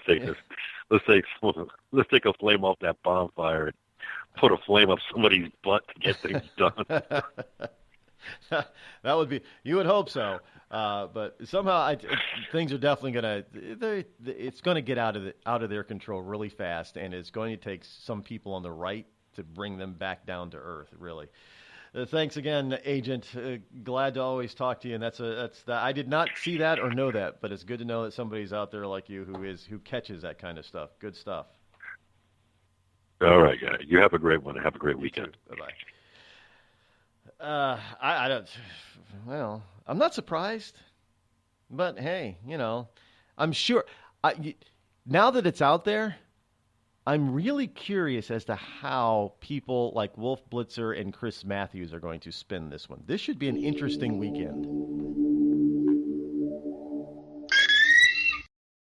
You're listening to the Rod Eccles Show, the coolest, most politically incorrect, conservative black man on the planet. Tired of paying outrageous prices for Viagra? Well, we have great news for you. Now you can finally get Viagra at huge discounts. Healthy Man allows you to save up to $500 on Viagra. Why pay U.S. pharmacy prices of $15 per pill or more when you can get Viagra for less than $3 a pill? Call today and get 40 Viagra pills for only $99. This can cost as much as $600 at your local pharmacy. You can't afford not to call us. If you want Viagra at the lowest prices, never pay $15 a pill pharmacy prices again. Get Viagra for less than $3 a pill. Call 800-595-2614 today and save up to $500 and get 40 pills for just $99. Healthy Man is fast, easy, and affordable. Operators are waiting at 595-2614 to take your call now. Call 800-595-2614. That's 800-595-2614. Again, 800-595-2614. We've all heard of male enhancement, but now there's an expert on true male enhancement in the areas that really count. In Herb Ellis's book, Husband 2.0, Real Male Enhancement, you'll find answers to questions like, why doesn't she want to have sex? A quick start, quick results workout guide, plus what you can do as a side hustle to make money now. With all the great tips in this book, every man can benefit. Get the book, Husband 2.0, Real Male Enhancement, on Amazon.com. It started with a knock, but it wouldn't end there. What happens in the story next, many wouldn't understand, and most wouldn't believe. 5 + 2 = Perfection by Samuel Rosette Jr. is a must-read. The scriptures within are reminders of the ancient past, and yet intriguingly infuses with texts which stand on the edge of the stage of relevancy. Available online at Westbow Press, Amazon, Books A Million, Barnes & Noble, and SamuelRosetteJr.com.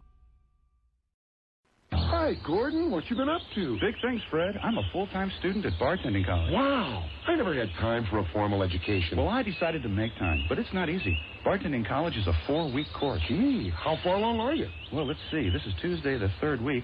Hey, I'm a junior, and I'm late for a daiquiri lecture. Why don't you join me? Why not? Bartending college. You've already spent enough time on the other side of the bar to qualify for enrollment. Bartending college. We'll teach you everything you need to know. You'll get a starter set of bartenders' jokes like... So I says to the guy, you can stay, but the cow's gotta go. Bartending college. You'll learn how to roll drunks, water the liquor, and skim the cash register. And remember, as the bartender, you drink for free. Last call. For integrity.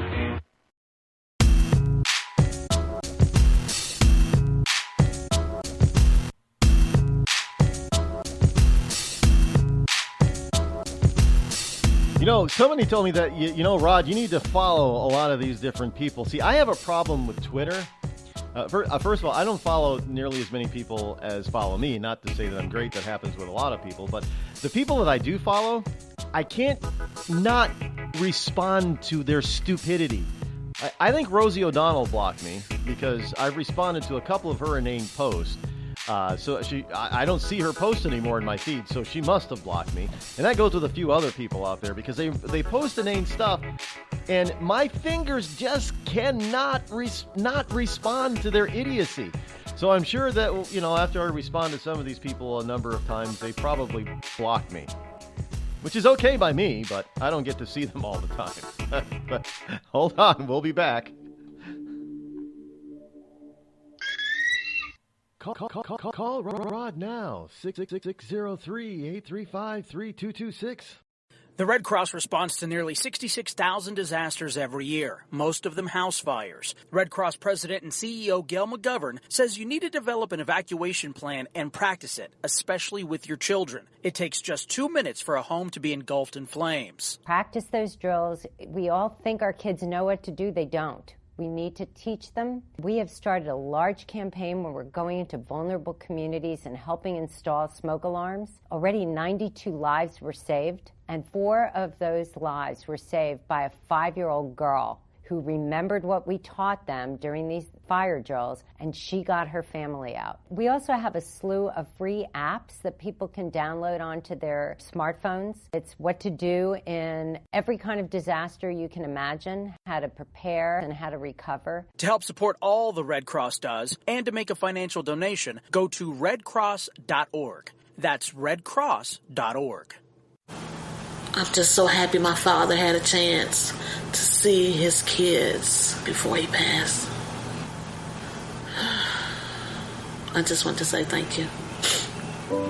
When her father fell ill, the American Red Cross was able to help get Veronica's brother home from the Navy to speak to his father one last time. It's thanks to your donations that we can connect military families when they need it most. Please donate today at redcross.org. It's Thursday night, and you're grabbing drinks with some friends. Started off with a pitcher for the table, which quickly becomes 2. There's pool. And there's the photo booth. All right, everybody squeeze in. Say cheese! Followed naturally by an order of wings. And another. Can we get some extra ranch sauce? Then there's the ceremonial nightcap. So what are we doing this weekend? And lastly, it's back to the car, which, if you're buzzed,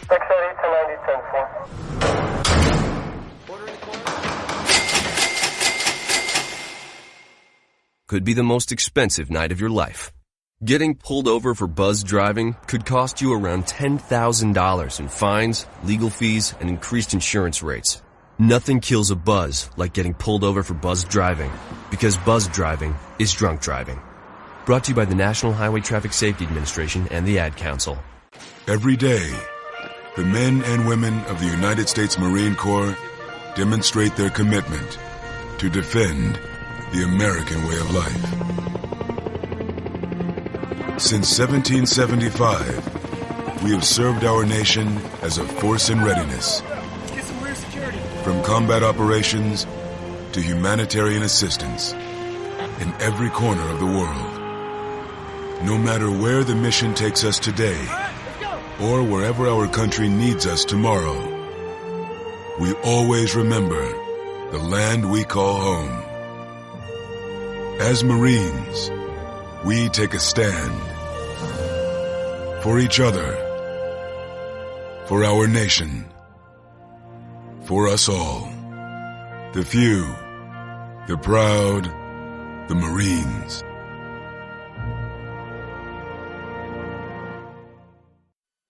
I considered suicide so I wouldn't put my family through all the pain. Many of our warriors are returning home from the battlefield, only to face a new war as they struggle with devastating injuries. At Wounded Warrior Project, we understand.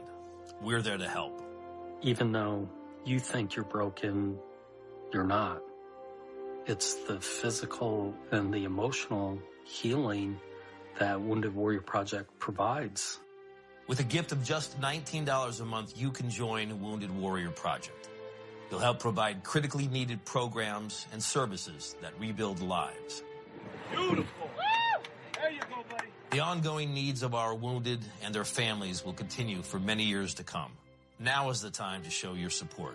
Call now or go online with your gift of just $19 a month, and we'll send you this Wounded Warrior Project blanket. It made me feel that there's people out there that care about us. After this event, we can finally maybe start to heal as a family and move forward. We need your help. The families are hurting. For many of our wounded heroes, the greatest casualty is being forgotten. That's why your gift of just $19 a month is so important. Please call or go online right now.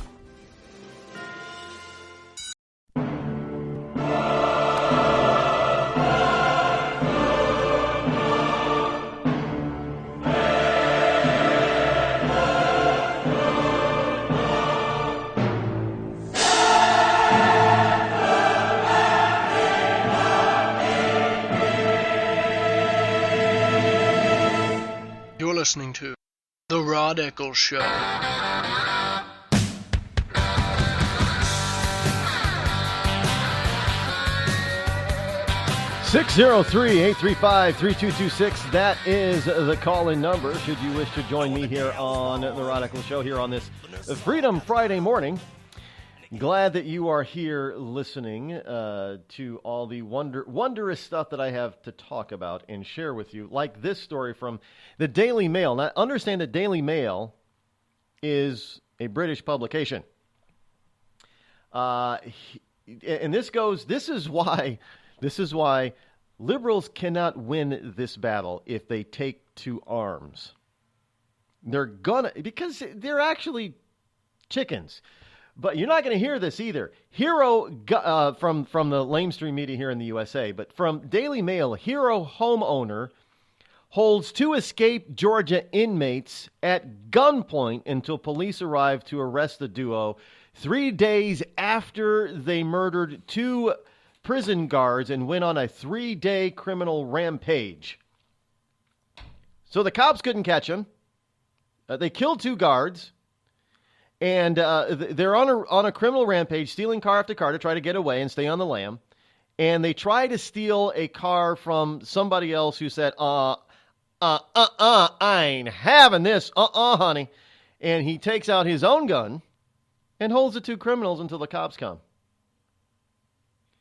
Now, you would think if they were big, badass criminals, they would try to overcome, this person because they didn't have a gun on them, obviously. And so... Look, I'm just saying, folks, that that people are getting to the point where they are not going to take this kind of crap anymore. If you are going to do a drive-by shooting in middle America, you better be ready to take some fire back because people are going to start pulling out their guns. I've seen some of the guns that some of these law-abiding citizens carry. They're not some little pea shooter that these criminals have. I mean, these things are mini rifles that they're pulling out. What is that gun that Wyatt Earp is supposedly is to have used? I mean, it's got this long-ass barrel on it. And 44s and 45. These are not little pea shooters. Your little putt-putt, tuned-up, tricked-out car is not going to stop a bullet from one of these things coming at you. These people are it's just sheer stupidity that they want to escalate this to this level, to this point. And we knew it was coming because they started showing all these videos on YouTube about, these snowflakes learning how to shoot guns. And they couldn't hit the broadside of a barn. But yet they were proudly showing it off. See, we're getting ready, man. We're practicing and getting... You know what? All those people who are already right of center, they've got years of target practice under their belt, years of hunting out in the wild under their belt. They're not going to miss. I mean, I hate to say it, but just take a look at this guy who was, evidently he was a hunter, I don't know, but take a look at this guy that did the shooting early this week on the baseball field. He only hit 4 people out of all those rounds that he shot. 2 people that he shot him. Think about it. 2 people that were shot, hurt, and bleeding still had a better shot than he did. And they were using handguns, and he was using a rifle, high-powered rifle. I'm just telling you, people. they want to take this to a new level, there are going to be a lot of dead snowflakes. Now, look, this is not what I want. I'm not saying that this is what we should do, but I'm telling you people are not going to sit by and allow these people to take shots at them without defending themselves. And since we on the right have a lot better sense of how to use a gun and how to shoot it, and accurately, there's going to be a lot of wounded and dead snowflakes out there. That's not a good thing. But if this is the kind of thing that they want to escalate this to, I'm telling you, I don't know. The media, they should know better. They should be telling these people, don't do that because you're going to die. But instead, they're fanning the flames. Well, I'm just being truthful here, folks. I know some people are going to take me out of context and say, Rod is out there advocating that the snowflakes be killed. No, I'm not. I'm just telling you, I'm warning you right now, that's exactly what's going to happen.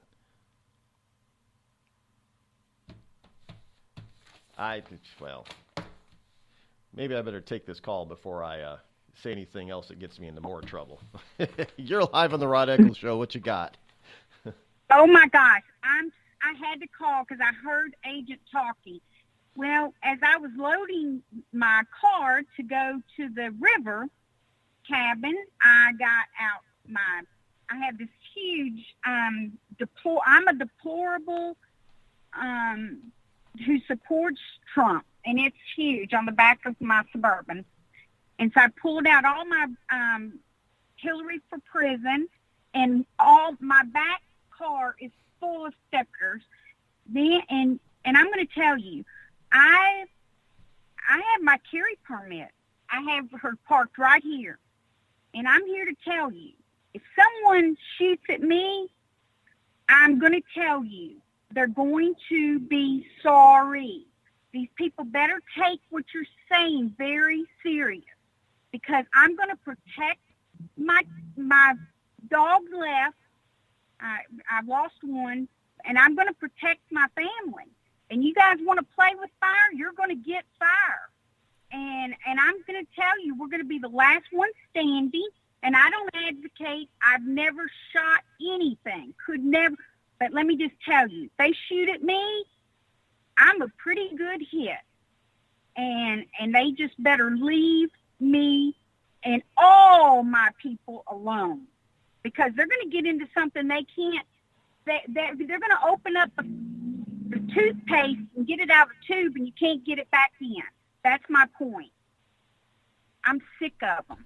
Well, no, there's a lot of people that are feeling like you are feeling, and that must have hit a nerve, because I got a bunch of people trying to call in. Yeah, so. Well, I'm sorry to be so direct, but it is the way it is, and I'm telling you, they think we're going to just squander and keep putting up with it.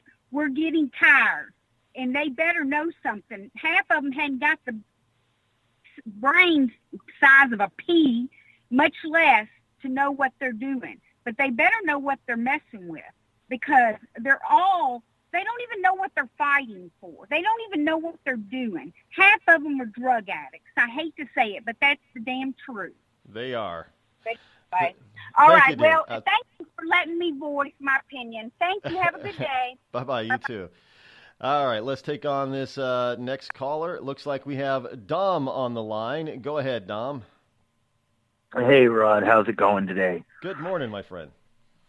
I'm glad you brought up the media, because they're not going to tell people don't go out there and fight. They're not going to encourage these snowflakes to not shoot people. Who profits when snowflakes go on a shooting spree? Who sells advertising? Who sells advertising space when snowflakes go on a shooting spree? Well, it's all obviously the lamestream media. They think this is news if this happens. These kids they don't understand that they're being used not only by the stupid Democratic Party, but they're being used by the media too, because they're not putting themselves in danger. Oh, at the moment they think that they're in danger, like at the baseball shooting. Oh, then they want to get out there and pray in the open. And Bernie Sanders gets up there and says, well, I don't advocate violence. Bullshit, you don't advocate. You've been advocating violence up until now. Yeah. What is it when you say we've got to go out and fight? Exactly what do you mean? because that's what Bernie says. You have to go out there and you have to fight. You have to fight on the ground. You have to fight it. Well, what is he calling for? He's definitely not calling for, a telephone tree. He's calling for violence. That is what they're calling for. And I've said this before, and I know we've talked about it. I am not out there looking for a fight, but it feels more and more like there's one looking for me. And when that fight finds me, I'm going to fight back. We talked about this before, and I don't mean to cut you off because I know this is your show, but we've talked about this before. I watched a video where this poor snowflake, and I actually felt sorry for him. He had been fed a bill of goods, and he goes out there and he's going to show the world how badass he is. And when the first punch hit him in the head, a look of, I have no clue what I'm doing, came over his face. He was completely helpless, and he was dropped and just beaten senseless. And when they picked him up, he had this look on his face like, everything you told me wasn't real. And I just got my butt kicked. And granted, yeah, he shouldn't have been out there, but he was told, don't worry, man, you're going to go out there and you're going to crack a Nazi's head for America.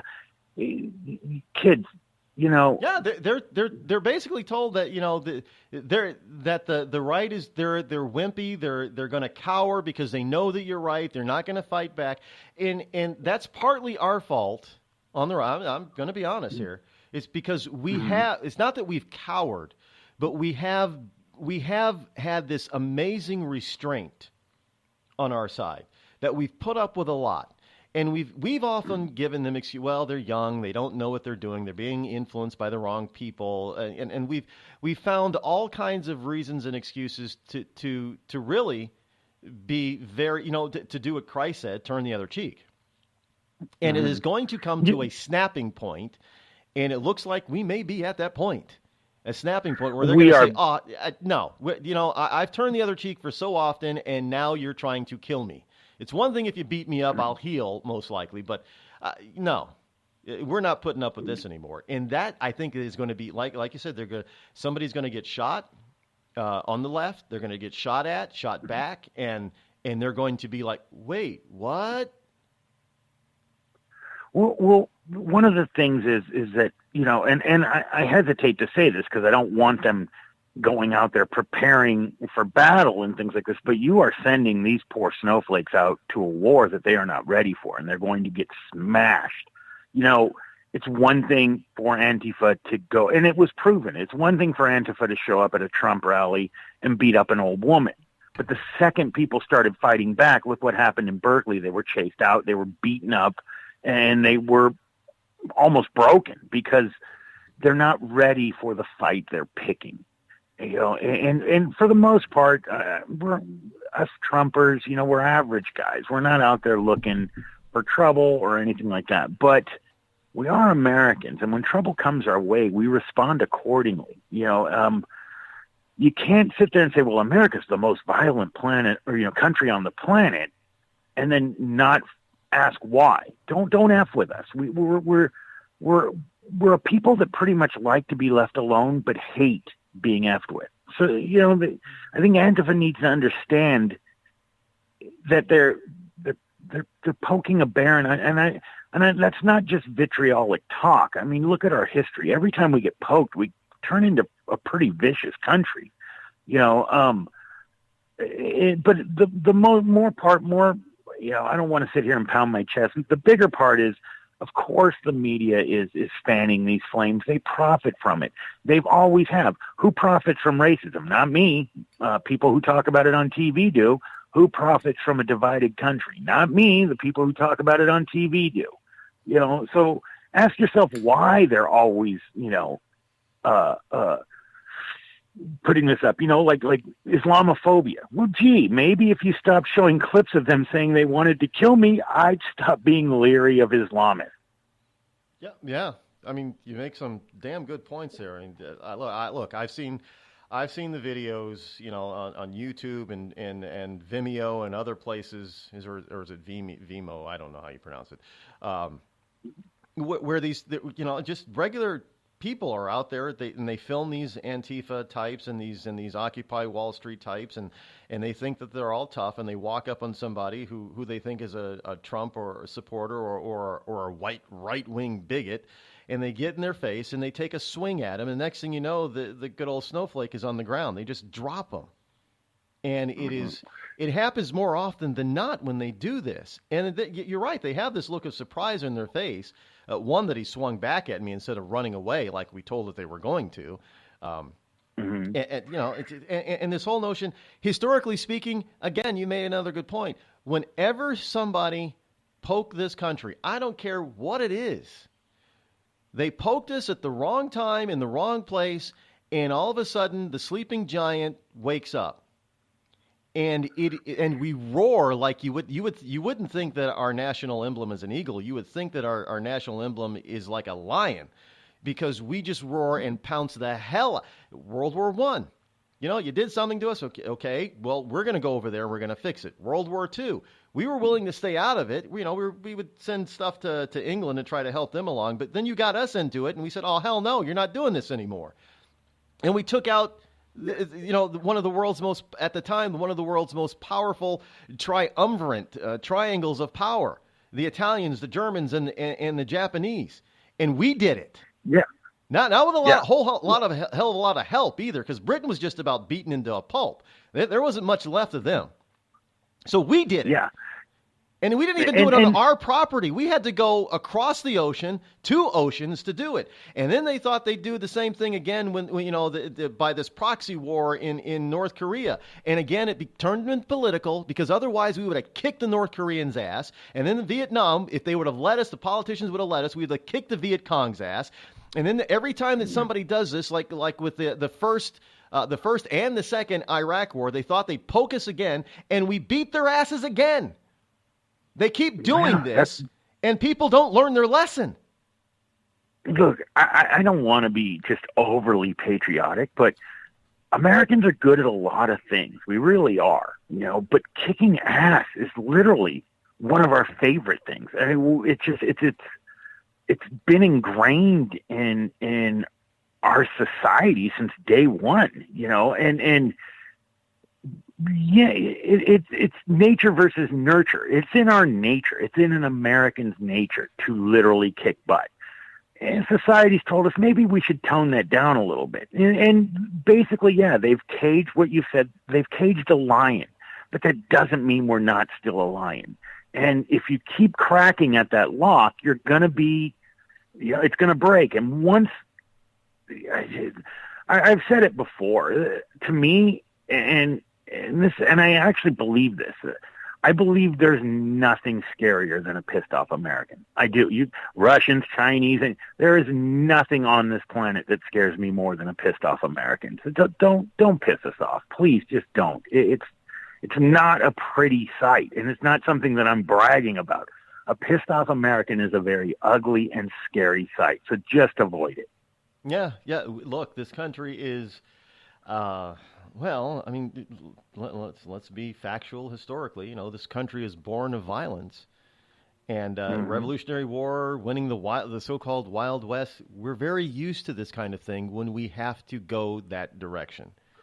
If we don't have to, we won't. We're one of the few countries in history that if we don't have to resort to that, we won't. But because we're not a colonial power. We don't try to impose our will, governmental and military style, all over the planet. Which, by the way, folks, we're one of the few entities that have ever existed that, like ancient Rome. Ancient Rome used their power militarily. We don't. Not the way they did.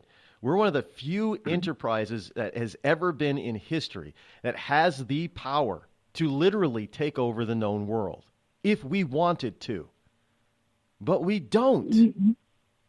Can we just take a little trip down memory lane or take a little trip down history? This experiment that is called America was never supposed to work. And especially at the time it was created, they're like, this is insane. There's every other country on the planet was like looking at America like that. There's no way that's not going to work. I mean, a country that's not ruled by, at the end of a spear, a country that just lets people do whatever they want, that's never going to work. You know, there's something about us that we are an odd breed, and I mean that in a good way. You know, we are not meant to be controlled. We are not meant to be bullied, because if we are, just look out. You know, and like I said, I really don't want this to be a woohoo America call, but please, snowflakes, just back up, because here's an example. All right, I don't know, this is a really kind of out of left field, but let me give an example.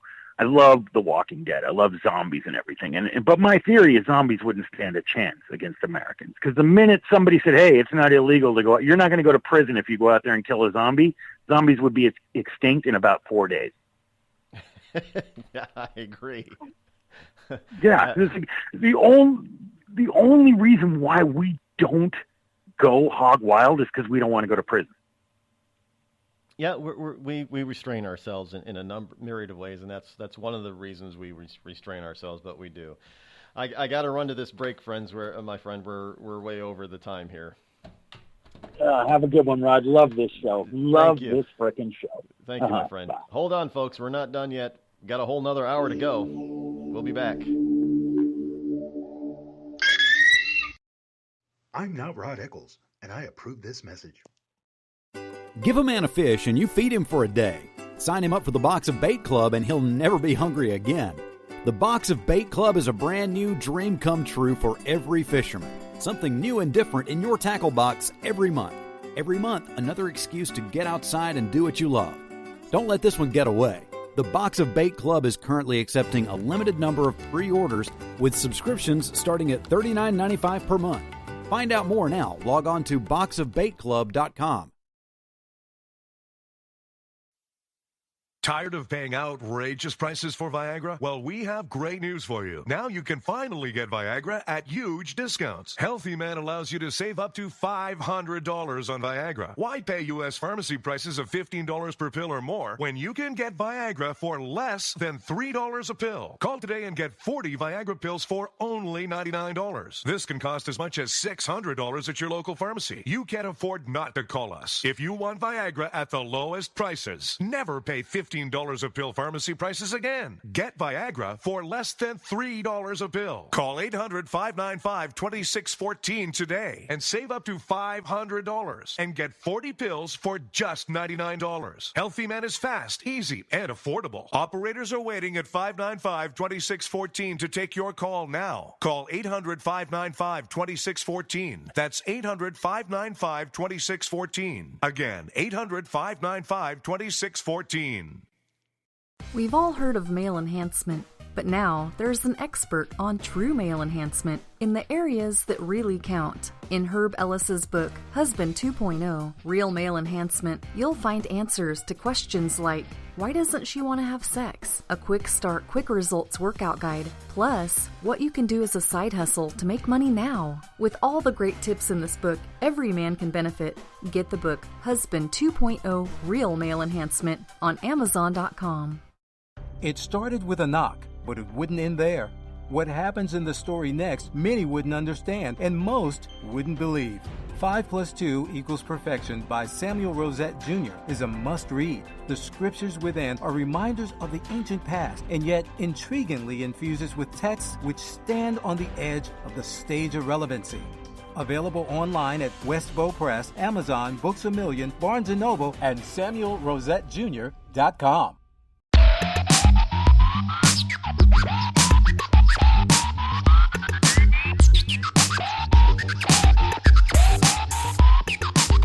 You know, you can say what you want about Americans, but, you know, we are a very benign people until you poke us.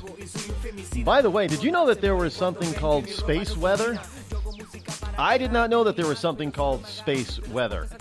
But evidently there is. I'll tell you a little bit about that after we get back from the top of the hour profit center break, if you will. Don't go anywhere, folks. Got another hour to go. We'll be right back.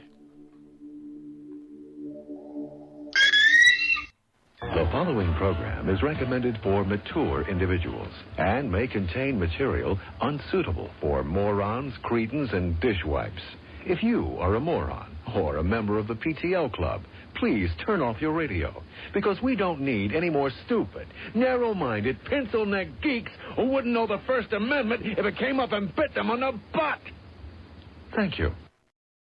When I found out I had atrial fibrillation, a serious but highly treatable heart condition, the first thing I thought of was who would take care of my wife and children if anything were to happen to me. My doctor recommended Prevactin. I had a lot of questions, so I did some research. It turns out Prevactin is the #1 recommended drug for Crohn's disease. I think my doctor's trying to kill me and steal my wife. Doctors. They'll stop at nothing to get your wife. The Red Cross responds to nearly 66,000 disasters every year, most of them house fires. Red Cross President and CEO Gail McGovern says you need to develop an evacuation plan and practice it, especially with your children. It takes just 2 minutes for a home to be engulfed in flames. Practice those drills. We all think our kids know what to do. They don't. We need to teach them. We have started a large campaign where we're going into vulnerable communities and helping install smoke alarms. Already 92 lives were saved, and 4 of those lives were saved by a 5-year-old girl who remembered what we taught them during these fire drills, and she got her family out. We also have a slew of free apps that people can download onto their smartphones. It's what to do in every kind of disaster you can imagine, how to prepare and how to recover. To help support all the Red Cross does and to make a financial donation, go to redcross.org. That's redcross.org. See that cute little dog in the pet store window? Chances are it came from a puppy mill. A breeding facility that forces caged, neglected, and often sick dogs to churn out puppy after puppy to be sold for profit. Meanwhile, millions of wonderful, healthy pets end up in animal shelters. This leads to the killing of more than 9,000 by the end of today. But with one simple choice, you can help, just by deciding to adopt instead of purchase your next pet. Animal shelters are full of amazing pets looking for a home. When you adopt your new best friend, not only are you saving a life, you're taking a stand against puppy mills. When your friends see the smart choice and impact you've made, they adopt their next pet and share with 5 of their friends, who share with 5 more. Before long, thousands get involved. Pet stores stop selling dogs from puppy mills, and even more lives are saved. And with your help, we can save them all. Visit bestfriends.org/puppymills to learn more. Every day, the men and women of the United States Marine Corps demonstrate their commitment to defend the American way of life. Since 1775, we have served our nation as a force in readiness. From combat operations to humanitarian assistance in every corner of the world. No matter where the mission takes us today, or wherever our country needs us tomorrow, we always remember the land we call home. As Marines, we take a stand for each other, for our nation, for us all. The few, the proud, the Marines.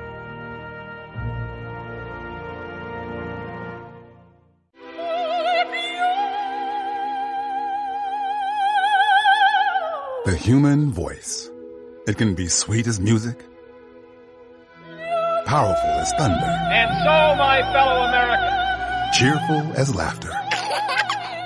But for millions of people, it can also be a sign of COPD. This serious lung disease can make it so hard to breathe, you often can't catch a breath or finish a sentence, let alone carry a tune. And many who have COPD don't even know it. That's where your voice comes in. If you think you or a loved one have symptoms, talk with a healthcare provider. Early diagnosis can mean better treatments and quality of life. Join us in raising our voices for the millions with COPD who can't. Learn more, breathe better at NIH.gov.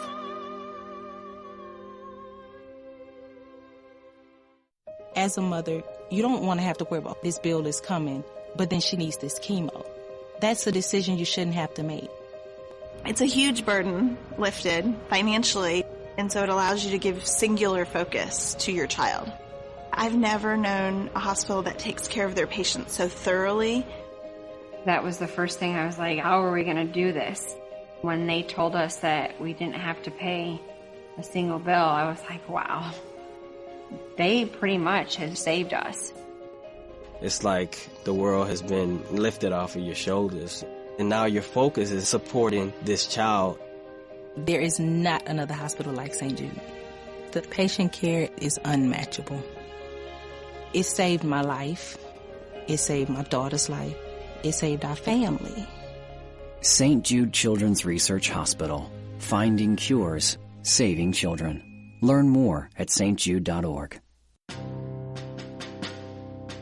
On the battlefield, there's a saying America's military men and women live by.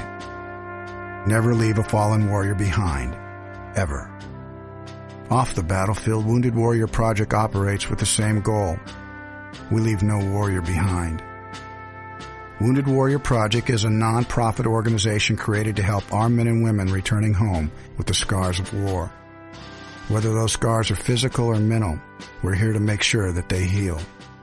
And whether it's helping those with post-traumatic stress disorder live a normal life again, or giving much-needed support to injured warriors in veterans' hospitals.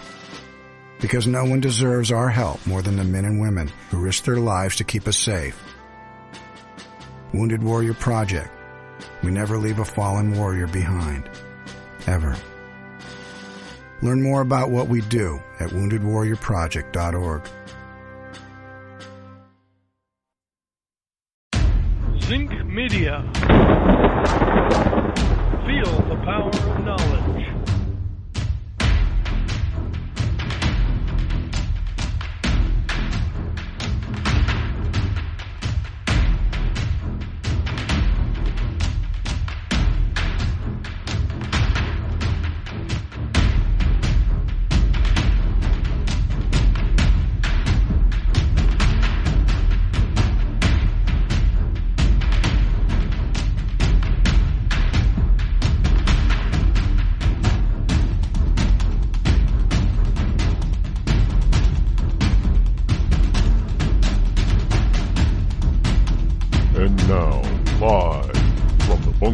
Studio located somewhere within the great granite state of New Hampshire is Rod Eccles.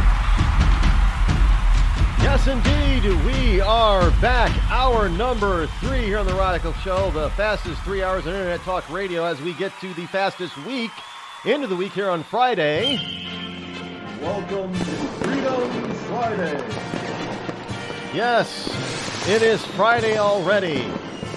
As we delve into the final hour on this Freedom Friday, again, we take things a little bit lighter, at least we try to on Fridays, and we'll talk about just about anything on your brilliant mind. All you got to do is call 603-835-3226, and we'll put you on, and you can bring up what is on your mind. Even if you are a snowflake or a leftist or a moderate or what have you, nobody is restricted. Nobody is restricted here. You can go ahead and express your opinion if you should have one. Now, this whole thing about solar or space weather. Now, folks, I like outer space stuff. I like science fiction. I like science fact. When it comes to space stuff, I dream about a day when mankind can probably,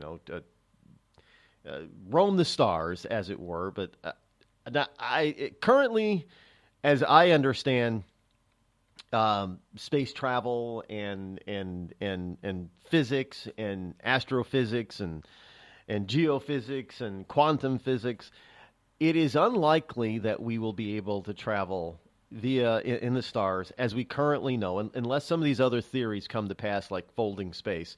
Will we be able to travel too much further outside of our own solar system? Unless we're actually just willing to put generations on a spaceship somewhere and send them off. But now I know some people are going to say, "Well, I disagree with you." I know. There are all kinds of theories out there. But I do believe that we can take manned flight to our planets. I firmly believe that at some point we'll be able to put human boots on the ground and on Mars. I believe that we'll be able to take actual human voyages, not just satellites and probe voyages to some of the outer planets, and we'll actually be able to see with our own eyes, planets like Jupiter and Saturn and Uranus. We'll get to see them up close. We'll orbit them. I think we're going to. Well, obviously we're not going to be able to land. You can't land on something that doesn't have. We don't think has any solid surface. That's why they call it gaseous giants or gas planets. No, they probably do have a solid core, but other than that, that's it. Nothing. Not to mention extremely inhospitable. We can't even send probes down there that don't get destroyed. But we'll be able to see them at some point from a spaceship up close. I have no doubt. But there's something called space weather. Now, I always knew and understood that there were certain conditions in space, especially coming from the sun, that directly affects and affects our weather and climate. Something that these wonderful, man-made global warming or man-made global climate change theorists do not seem to take into account.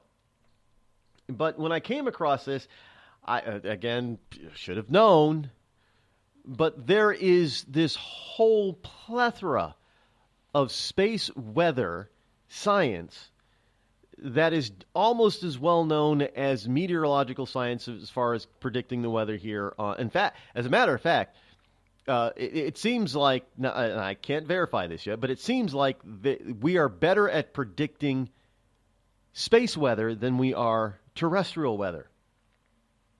I'm not kidding you. And going through some of these websites that are dedicated to space weather, there's actually one that's called spaceweather.com, is just one of many. But what they talk about is stuff that you don't hear about here down on Earth. Did you know that there was something called meteor space clouds or meteor clouds and meteor smoke? Now, what that is because, we get bombarded with what we call meteors all the time. We just don't usually see them, and they most of the 99.9% of them don't reach the Earth's surface because they burn up. Well, where does that stuff go?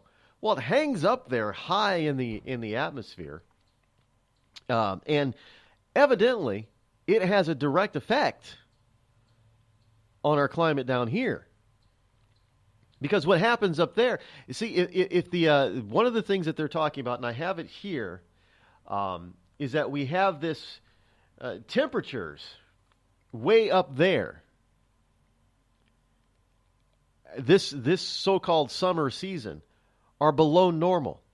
So this weird, so-called weird cooler weather that we've been having, that's intermixed with what, early in this week we had 90 degree plus weather, but all of a sudden the past couple of days we like today we haven't even hit 70. We haven't even hit 65. Still not even 65 degrees here yet.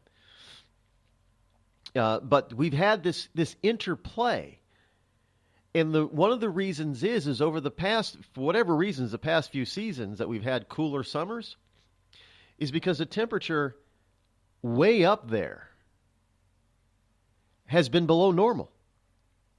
Now, what they're saying is that it looks like certain things are happening that is going to bring that temperature, that high atmospheric temperature, back to normal, which will in turn warm the planet. And it has nothing to do with what we're doing.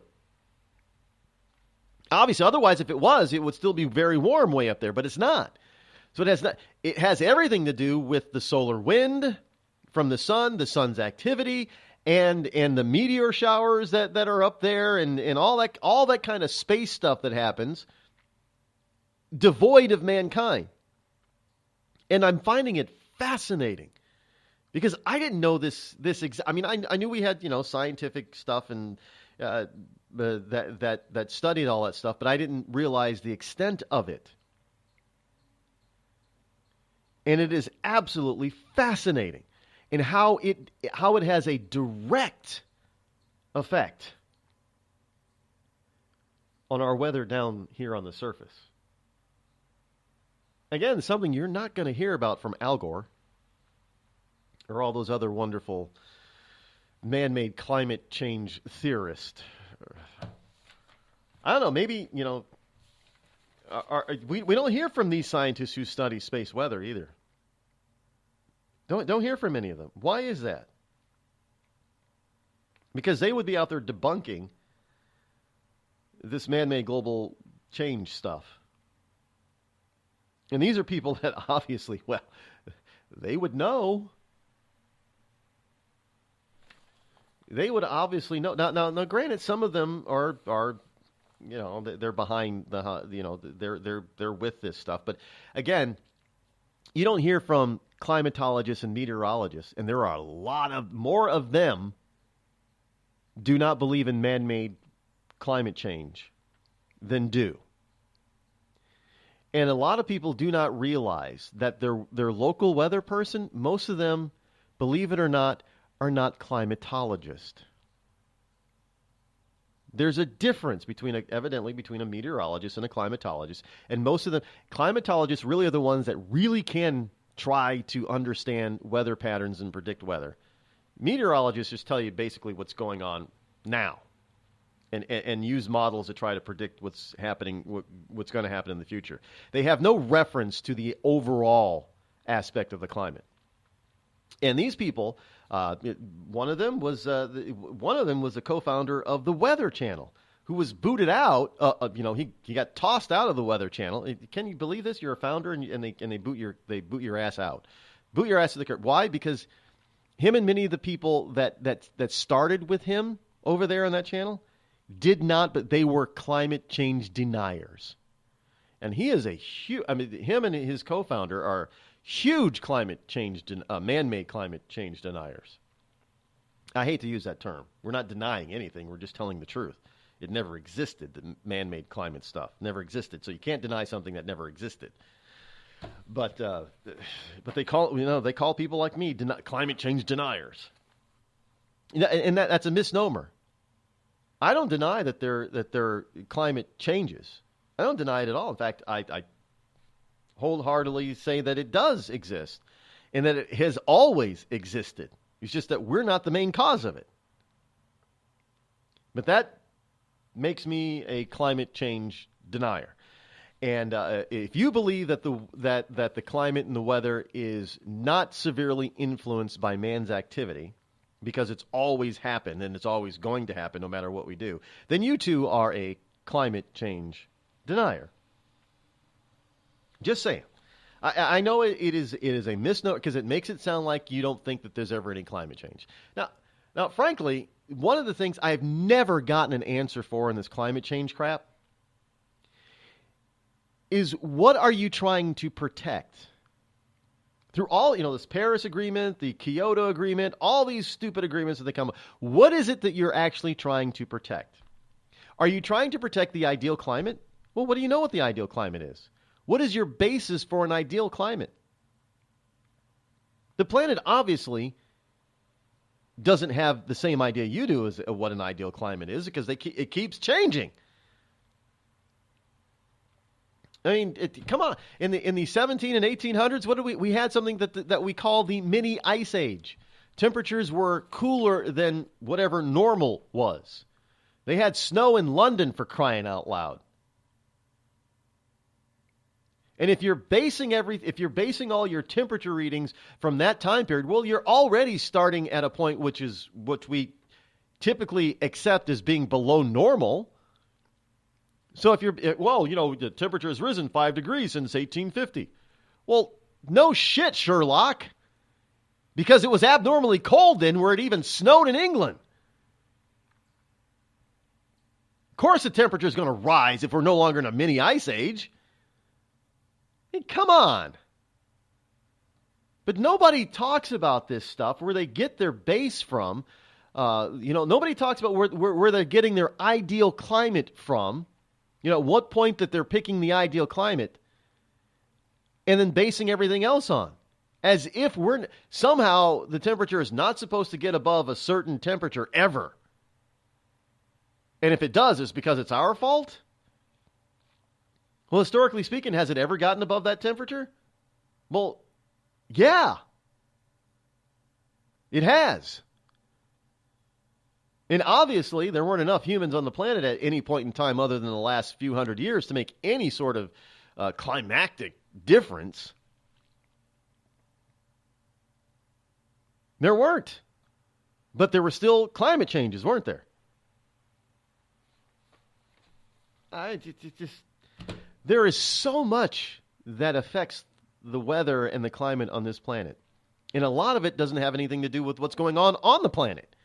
It's out there in outer space, of which we're obviously not affecting.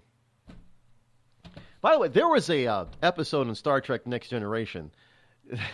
They tried to bring man-made climate change to outer space. Anybody see that episode where warp drives and warp coils were ripping the fabric of space and time, and the Enterprise was caught in one of these bubbles at one time, and so they had to put up beacons to say not to use your warp engines in this area because this stuff is growing and it's growing and growing and it could swallow up the entire universe, what have you. I remember watching it back then thinking, are you kidding me? Is this like what was it, Star Trek 2 or 3, where the wonderful aliens from even in the future of that Star Trek came back to Earth because they couldn't find whales and they were going to destroy the planet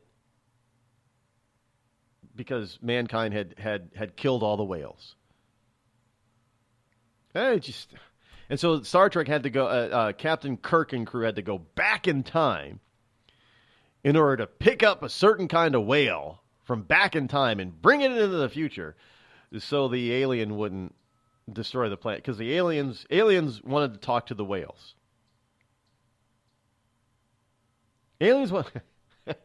Now, you would think that if it was that important, would not those aliens who are far more advanced than Captain Kirk's Star Trek crew wouldn't you think that they would have gone back in time and gotten some whales and brought them to the future if they were that important?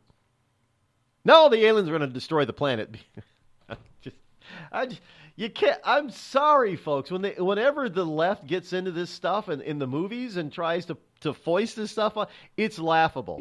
By the way, that was the worst performing Star Trek movie ever.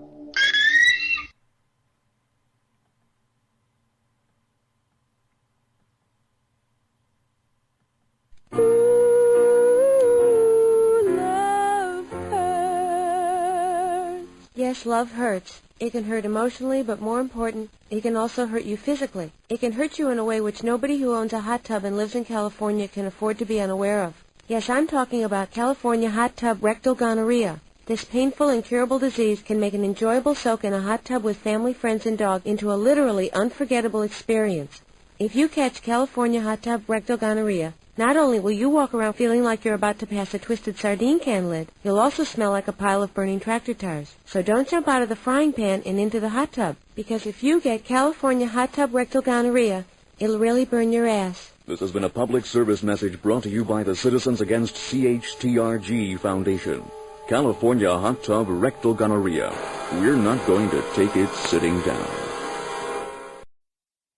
Tired of paying outrageous prices for Viagra? Well, we have great news for you. Now you can finally get Viagra at huge discounts. Healthy Man allows you to save up to $500 on Viagra. Why pay U.S. pharmacy prices of $15 per pill or more when you can get Viagra for less than $3 a pill? Call today and get 40 Viagra pills for only $99. This can cost as much as $600 at your local pharmacy. You can't afford not to call us. If you want Viagra at the lowest prices, never pay $15 $14 a pill pharmacy prices again. Get Viagra for less than $3 a pill. Call 800-595-2614 today and save up to $500 and get 40 pills for just $99. Healthy Man is fast, easy, and affordable. Operators are waiting at 595-2614 to take your call now. Call 800-595-2614. That's 800-595-2614. Again, 800-595-2614.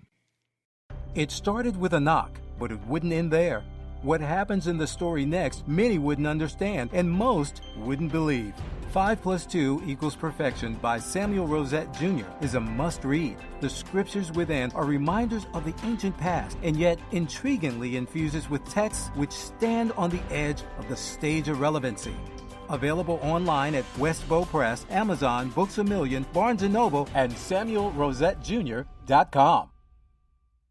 We've all heard of male enhancement, but now there's an expert on true male enhancement in the areas that really count. In Herb Ellis's book, Husband 2.0, Real Male Enhancement, you'll find answers to questions like, why doesn't she want to have sex? A quick start, quick results workout guide. Plus, what you can do as a side hustle to make money now. With all the great tips in this book, every man can benefit. Get the book, Husband 2.0, Real Male Enhancement, on Amazon.com.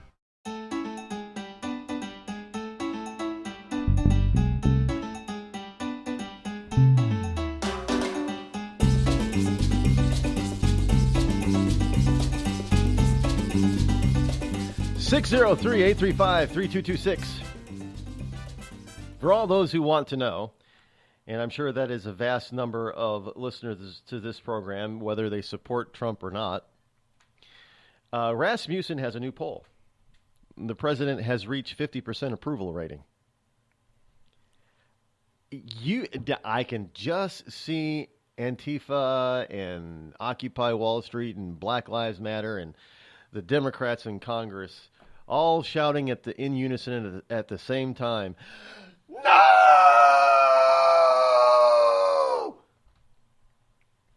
Can you hear it? He's not losing his base, folks. He's not. Try as they might, and they're scratching. The media is scratching their heads. I mean, look, you haven't been able to do it for the past 2 years. Why do you keep trying? Why, do you think it's going to change overnight? You're going to find the smoking gun that is going to... We know that you're lying about the man anyway.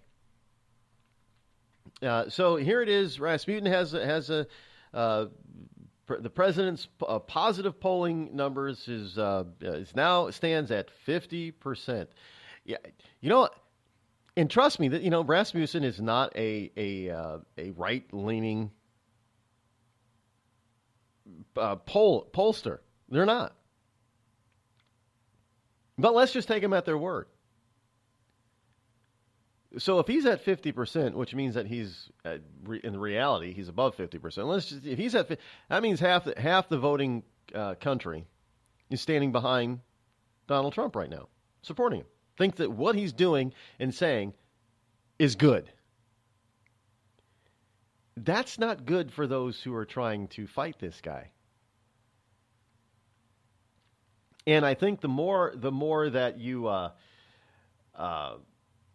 the more that the left attacks him, and the more radical they get, and they're starting to use real bullets instead of vocal bullets. They're starting to use real bullets now.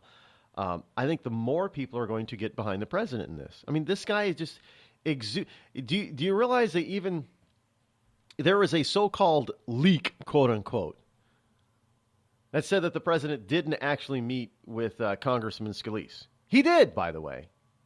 I mean, doctors and everything, they don't talk about this stuff, but they basically say, yeah, he did it. He was in the room. And they're saying, well, the president didn't actually go into the hospital in one stupid report. Well, why did he take a motorcade there? But anyway, it was on his birthday, by the way. Do people realize that happened on Donald Trump's birthday? And here's a guy who took time out not to think about himself, but to think about somebody else on his birthday. And just a man who exudes. He's not very presidential. I don't know. That's very presidential acting to me. That's a man with class. It's a class act. I've always liked Donald Trump as a businessman. I've always known about his people that have dealt with him business-wise talk about his high integrity and his quest for fairness. Now, as I have always said, a win-win proposition for Donald Trump is that he wins. He doesn't really care if anybody else wins as long as he wins. But if somebody else wins along with him, that's icing on the cake. But he won't do anything illegal. He won't knowingly do anything illegal or knowingly do anything unethical or immoral. And this is what people who've worked with him have said about the man. So he's always had class. But doing this, man, just raises my admiration for the man tremendously. Now, I don't think he's God on earth or anything like that, and I don't think he's infallible. I know he's a man. He's going to make mistakes, and he is capable, like anybody else, of doing things that are not exactly moral or ethical. But none of that has ever been proven that he's done such things. The overwhelming evidence is that everything that he's done so far is above board and ethical. Now, of course, some snowflakes may disagree because you just disagree with capitalism. Doesn't mean it's unethical. By the way, capitalism is extremely ethical. The most ethical form of economy on the planet. It's even in the Bible, by the way. The Red Cross responds to nearly 66,000 disasters every year, most of them house fires. Red Cross President and CEO Gail McGovern says you need to develop an evacuation plan and practice it, especially with your children. It takes just 2 minutes for a home to be engulfed in flames. Practice those drills. We all think our kids know what to do. They don't. We need to teach them. We have started a large campaign where we're going into vulnerable communities and helping install smoke alarms. Already 92 lives were saved, and 4 of those lives were saved by a 5-year-old girl who remembered what we taught them during these fire drills, and she got her family out. We also have a slew of free apps that people can download onto their smartphones. It's what to do in every kind of disaster you can imagine, how to prepare and how to recover. To help support all the Red Cross does and to make a financial donation, go to redcross.org. That's redcross.org. I'm just so happy my father had a chance to see his kids before he passed. I just want to say thank you. When her father fell ill, the American Red Cross was able to help get Veronica's brother home from the Navy to speak to his father one last time. It's thanks to your donations that we can connect military families when they need it most. Please donate today at redcross.org. It's Thursday night, and you're grabbing drinks with some friends. Started off with a pitcher for the table, which quickly becomes 2. There's pool. And there's the photo booth. All right, everybody squeeze in. Say cheese! Followed naturally by an order of wings. And another. Can we get some extra ranch sauce? Then there's the ceremonial nightcap. So what are we doing this weekend? And lastly, it's back to the car, which, if you're buzzed,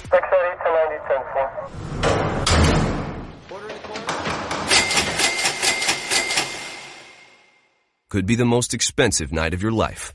Getting pulled over for buzzed driving could cost you around $10,000 in fines, legal fees, and increased insurance rates. Nothing kills a buzz like getting pulled over for buzzed driving, because buzzed driving is drunk driving. Brought to you by the National Highway Traffic Safety Administration and the Ad Council. Every day, the men and women of the United States Marine Corps demonstrate their commitment to defend the American way of life. Since 1775, we have served our nation as a force in readiness. From combat operations to humanitarian assistance in every corner of the world. No matter where the mission takes us today, or wherever our country needs us tomorrow, we always remember the land we call home. As Marines, we take a stand For each other. For our nation. For us all. The few. The proud. The Marines.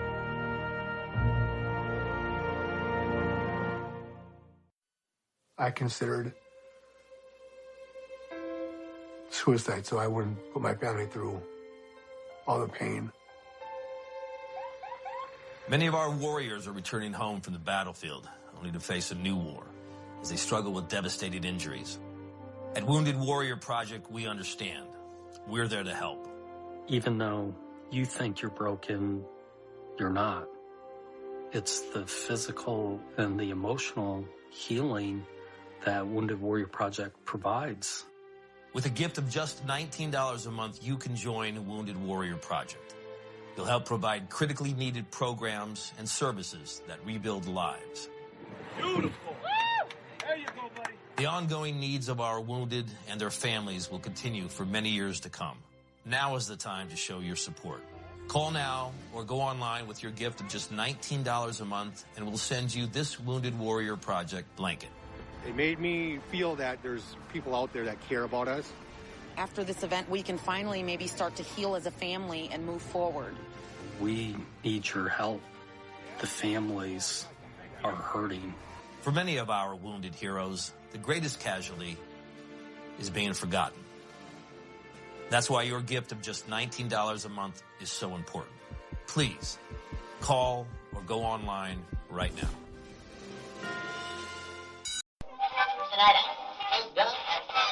This is Free America broadcasting on the Rod Eccles Show with a message to all patriots trapped behind the lines in California, New York, Boston, and Chicago. Don't give up, true lovers of America. Even as we speak, moves are being made to drive the invaders back to the land from which they came. Defeat the would-be dictators and lift the chains of tyranny from around your neck. Stay strong. Stay brave. You're not forgotten, and you're not alone. Until next time, patriots, this is Free America signing out. Bring the rain.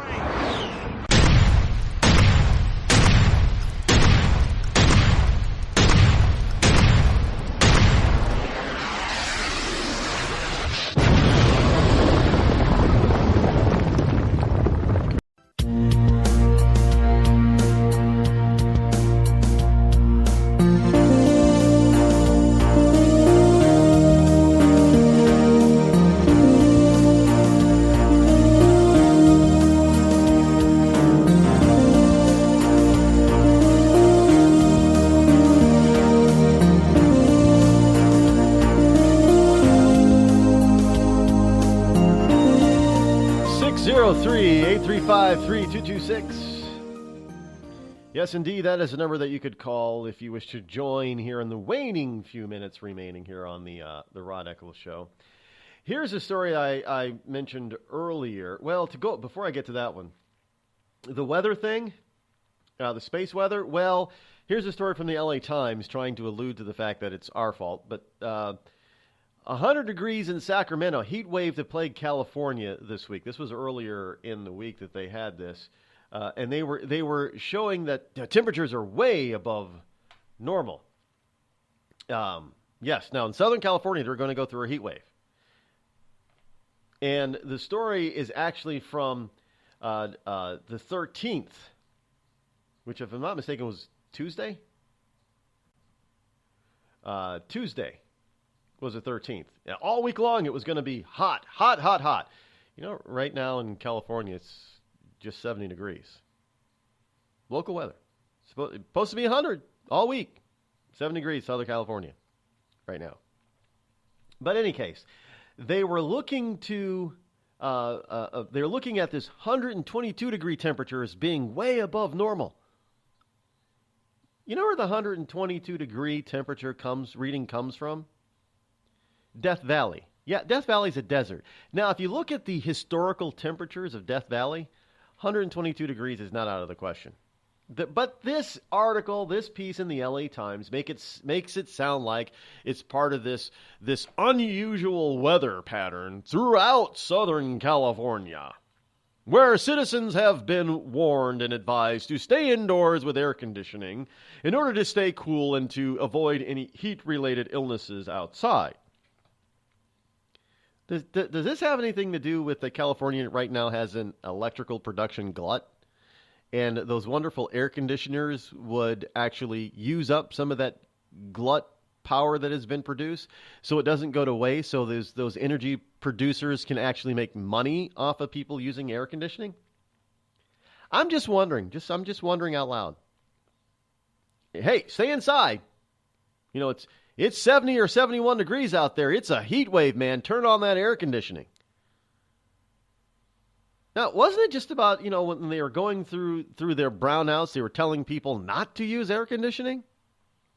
Yeah, I do remember that. When California, the government had caused a drop in production of electricity.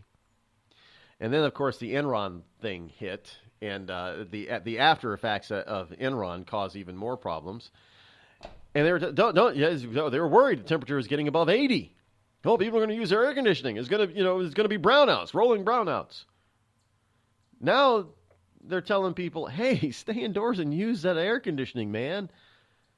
But as I brought to you a report to you a few weeks ago, that they have a glut of electricity production in California right now, due mostly to the number of people who left the state.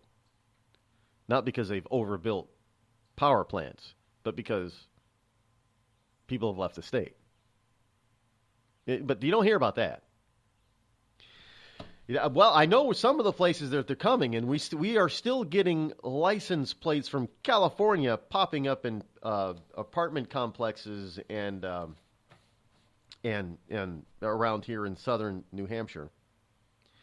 And if you look at some of the places where some of these homes that are being sold, that have a sold sign on them, they no longer have New Hampshire plates parked in the driveway. They're California or New York plates. So I know these people are moving here.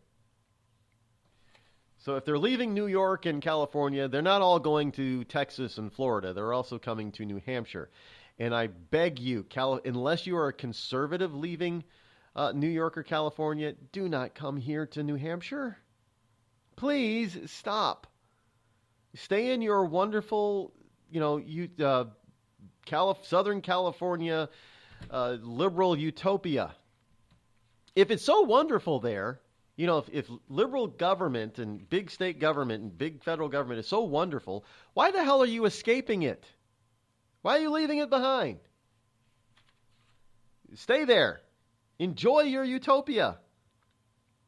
I won't mind. Most of us here in the Northeast won't mind. I'm sure most people in Texas won't mind. I'm sure most people in Florida won't mind if you stay where you are at to enjoy your liberal utopia. Where you're at, don't spread it. We're not looking for it. We don't really want it or need it. So keep it where you are. Here's a story from I mentioned and promised you earlier in the program about Sanders, and we, of course, Agent 0010 told us a little bit about the Bernie Sanders thing. Well, here's another story that also appeared earlier this week in Vermont. One family, speaking of Bernie and his wonderful wife, who is now, there's an expanding investigation going on about that involves her directly with the college that she was once president at that recently closed because of her idiocy. 2 schools, 1 family. Questions raised about another Sanders deal. Oh, this is juicy, folks. This comes from the Vermont Digger, vtdigger.org. While one deal struck by Jane O'Meara Sanders during her time as Burlington College's president has triggered a federal investigation, not hearing much about that, are we, from the lamestream media? Yeah, the FBI is involved in this case, by the way, folks. Just saying. That's Bernie Sanders' wife. Not former wife, current wife. Another arrangement that Jane Sanders engineered is breeding claims of nepotism and allegations of veiled threats against her husband's presidential campaign. The bad blood centers on the relationship the college forge with the Vermont Woodworking School, co-founded and run by Sanders' daughter, Karina Driscoll. Now, Carol Moore, the final president at Burlington College, broadly blames the school's 2016 closing on Sanders. In a scathing op-ed piece last year, Moore wrote, Burlington College's fate was set when its former board members hired an inexperienced president. That president was Jane Sanders, the wife of Senator Bernie Sanders, independent Democrat from Vermont. They just said independent Vermont, not Democrat, but let's face it, he's still a Democrat. Led Burlington College from 2004 to 2011. Previously, she served as acting president of Goddard College in Plainfield, Vermont, where she earned a bachelor's degree in social work. Sanders also currently holds a PhD from the Union Institute. I've never heard of any of those institutes of higher learning, by the way. I don't know where they... well, I know where Plainfield, Vermont is, but I don't know the Goddard College, and I don't know the Union Institute. Whatever. Now, Moore and others say a land deal Jane Sanders championed back in 2010 caused Burlington College's closure last year in 2016. The school had purchased a 33-acre waterfront parcel from the Roman Catholic Diocese of Burlington for $10 million, with hopes of greatly expanding the small alternative liberal arts college. Enrollment that year was about 195 students, and the budget was just over $4 million, less than half of this ill-advised investment. What were they thinking? Enrollment in 2010, when she purchased this piece of property for $10 million, they had 195 students with a $4 million budget. Yeah, well, that sounds like liberal math to me, right? Yes, isn't that how they run the government too? Oh yeah. Well, we bring in $3 trillion in taxes. Oh yeah, we can spend $5 trillion. No big deal. Yeah, well, same thing. Yeah, we have a $4 million budget. We can afford a $10 million land deal. Who thinks that way? It's not a house. This is, that you're living in. This is a business. A college is a business, folks. Understand that. College is a business. A lot of people don't realize that. Many colleges, the only place they get their money from, the vast majority of their money, is from tuition from students who attend. So how do you increase your sales? You increase the number of students that come to your campus who are paying tuition. But you don't go out and buy $10 million worth of land in hopes that you're going to get to 200 students. You got to get to 200 students first, or whatever it takes to get for you to be able to afford the purchase. No, let's purchase it. This goes along with, remember when then Vice President, Mr. Faker there, under Obama said, oh yeah, you got to spend money to keep, or was that Al Gore? Al Gore, no. You got to spend money to keep from going bankrupt. Well, that's the problem. You're spending too much money. That's why you're going bankrupt. I don't know anybody who has credit card debt up the wazoo that says, you know what, I've got, I make $30,000 a year and I've got $50,000 in credit card debt. So in order to keep from going bankrupt, I've got to go get another credit card where I can spend another $10,000. That'll keep me from going bankrupt. No, that's not going to work. But this is what these people thought. The deal is under scrutiny by federal authorities who are examining whether Jane Sanders accurately represented donations to the college used as collateral to back the bank loan. Now, while the land deal has grabbed headlines, there is a second agreement that has now also come under fire. Moore is equally critical of a deal Jane Sanders brokered between the college and Driscoll's, her daughter's Vermont Woodworking School, a facility in Franklin County where Burlington College students took some courses, woodworking courses in college. Okay. In interviews with Vermont Digger, Moore said the college got the short end of the stick on that one as well. This was a sweetheart deal for Karina Driscoll, Jane Sanders' daughter. Driscoll is the stepdaughter of Bernie Sanders. Moore served on the college's as the college's president from 2014 until May of 2016, when the school was abruptly shut down. Oh, another school was shut down. The woodworking college under a Sanders was shut down. Hey, it goes on and on and on, folks. So you think that Bernie Sanders is an innocent, wonderful, lovely liberal? Well, this is in 2016, when his stepdaughter's college was shut down, he bought a $600,000 plus valued property on an island on a lake as a vacation property. Not a second home, but his third. Anybody want to put two and two together on that one?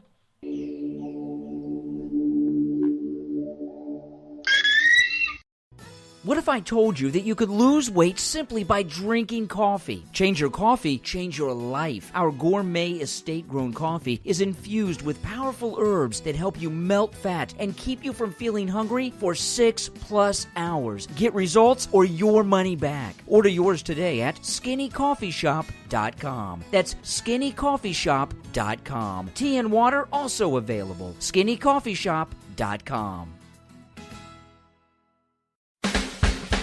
Have a legal problem and need some serious legal advice?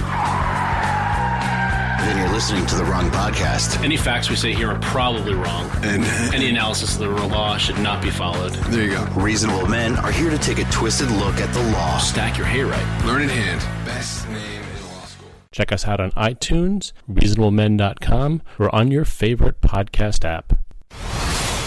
Reasonable Men are back. Tired of paying outrageous prices for Viagra? Well, we have great news for you. Now you can finally get Viagra at huge discounts. Healthy Man allows you to save up to $500 on Viagra. Why pay U.S. pharmacy prices of $15 per pill or more when you can get Viagra for less than $3 a pill? Call today and get 40 Viagra pills for only $99. This can cost as much as $600 at your local pharmacy. You can't afford not to call us. If you want Viagra at the lowest prices, never pay $15 a pill pharmacy prices again. Get Viagra for less than $3 a pill. Call 800-595-2614 today and save up to $500 and get 40 pills for just $99. Healthy Man is fast, easy, and affordable. Operators are waiting at 595-2614 to take your call now. Call 800-595-2614. That's 800-595-2614. Again, 800-595-2614. We've all heard of male enhancement, but now there's an expert on true male enhancement in the areas that really count. In Herb Ellis's book, Husband 2.0, Real Male Enhancement, you'll find answers to questions like, why doesn't she want to have sex? A quick start, quick results workout guide, plus what you can do as a side hustle to make money now. With all the great tips in this book, every man can benefit. Get the book, Husband 2.0, Real Male Enhancement, on Amazon.com. It started with a knock, but it wouldn't end there. What happens in the story next, many wouldn't understand, and most wouldn't believe. 5 + 2 = Perfection by Samuel Rosette Jr. is a must-read. The scriptures within are reminders of the ancient past, and yet intriguingly infuses with texts which stand on the edge of the stage of relevancy. Available online at Westbow Press, Amazon, Books A Million, Barnes & Noble, and SamuelRosetteJr.com.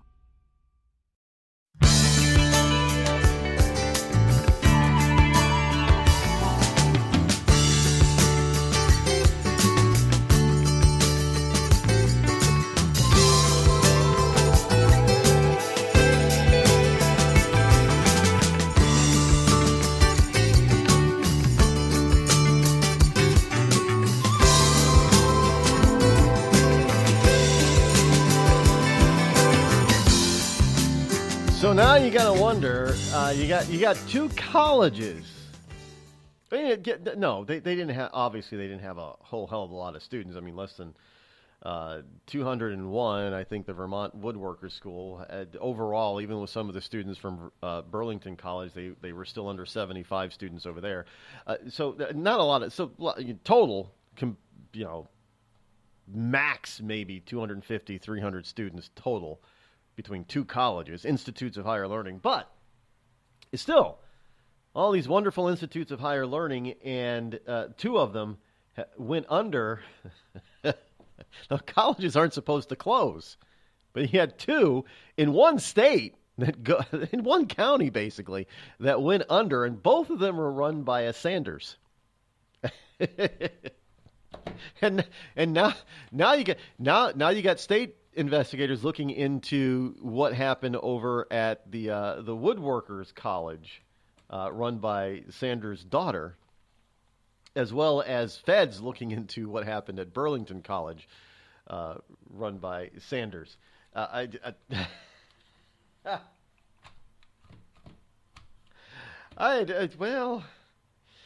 yeah, it is what it is, folks. So, hey, is Sanders, is he that innocent? Maybe I don't know. Maybe Sanders needs to take a hint from Jeremy Corbyn over there in Britain. You know, the guy who nearly took down Theresa May's government in the recent snap election over there. But he's out there after the towering inferno over in London. This morning, Jeremy Corbyn is saying that we should take the empty homes by rich people for the Tower residents. Yes, the Grenfell Tower residents have a sponsor, I guess, in their corner, because Jeremy Corbyn says empty homes owned by rich should be requisitioned for Grenfell Tower residents. So you know that.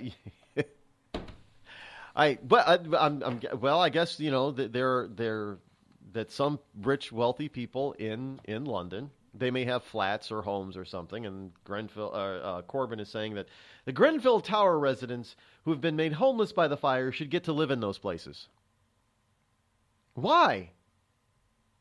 I mean, it's terrible that, they're homeless because of your government's lack it's shirking its responsibility to keep them safe in the first place.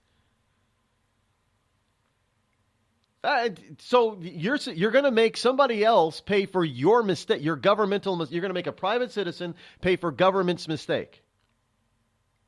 Well, of course, the government can't be responsible for these people. No, you're gonna try to foist that responsibility on some private citizen who probably legitimately earned their money to buy that now empty house because they're living somewhere else, or maybe they're on vacation, or maybe the house within the London community is their vacation house. You don't know. It is heading towards summer. A lot of these people in the city during the summer, they often head to the country. So what happens? Are they not supposed to be able to return to their home because somebody from Grenfell is now living in it?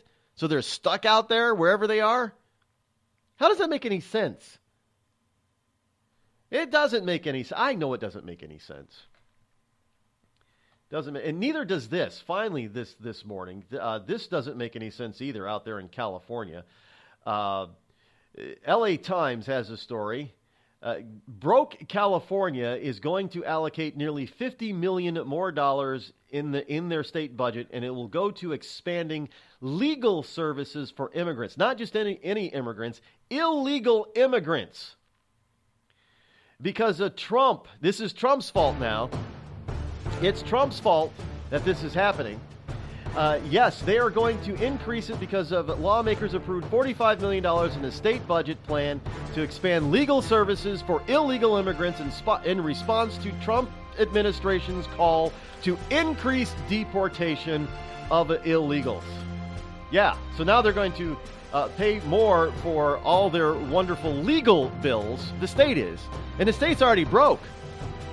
You know, they've already had their hand out for federal money for a number of different things that have happened within the state. But I guess they can spend another $45 million in trying to keep illegal immigrants within the state. Too damn bad. Let them get deported. Well, we're definitely out of time for today and for the week. Have a wonderful weekend, folks. We'll see you back here on Monday. I'm out.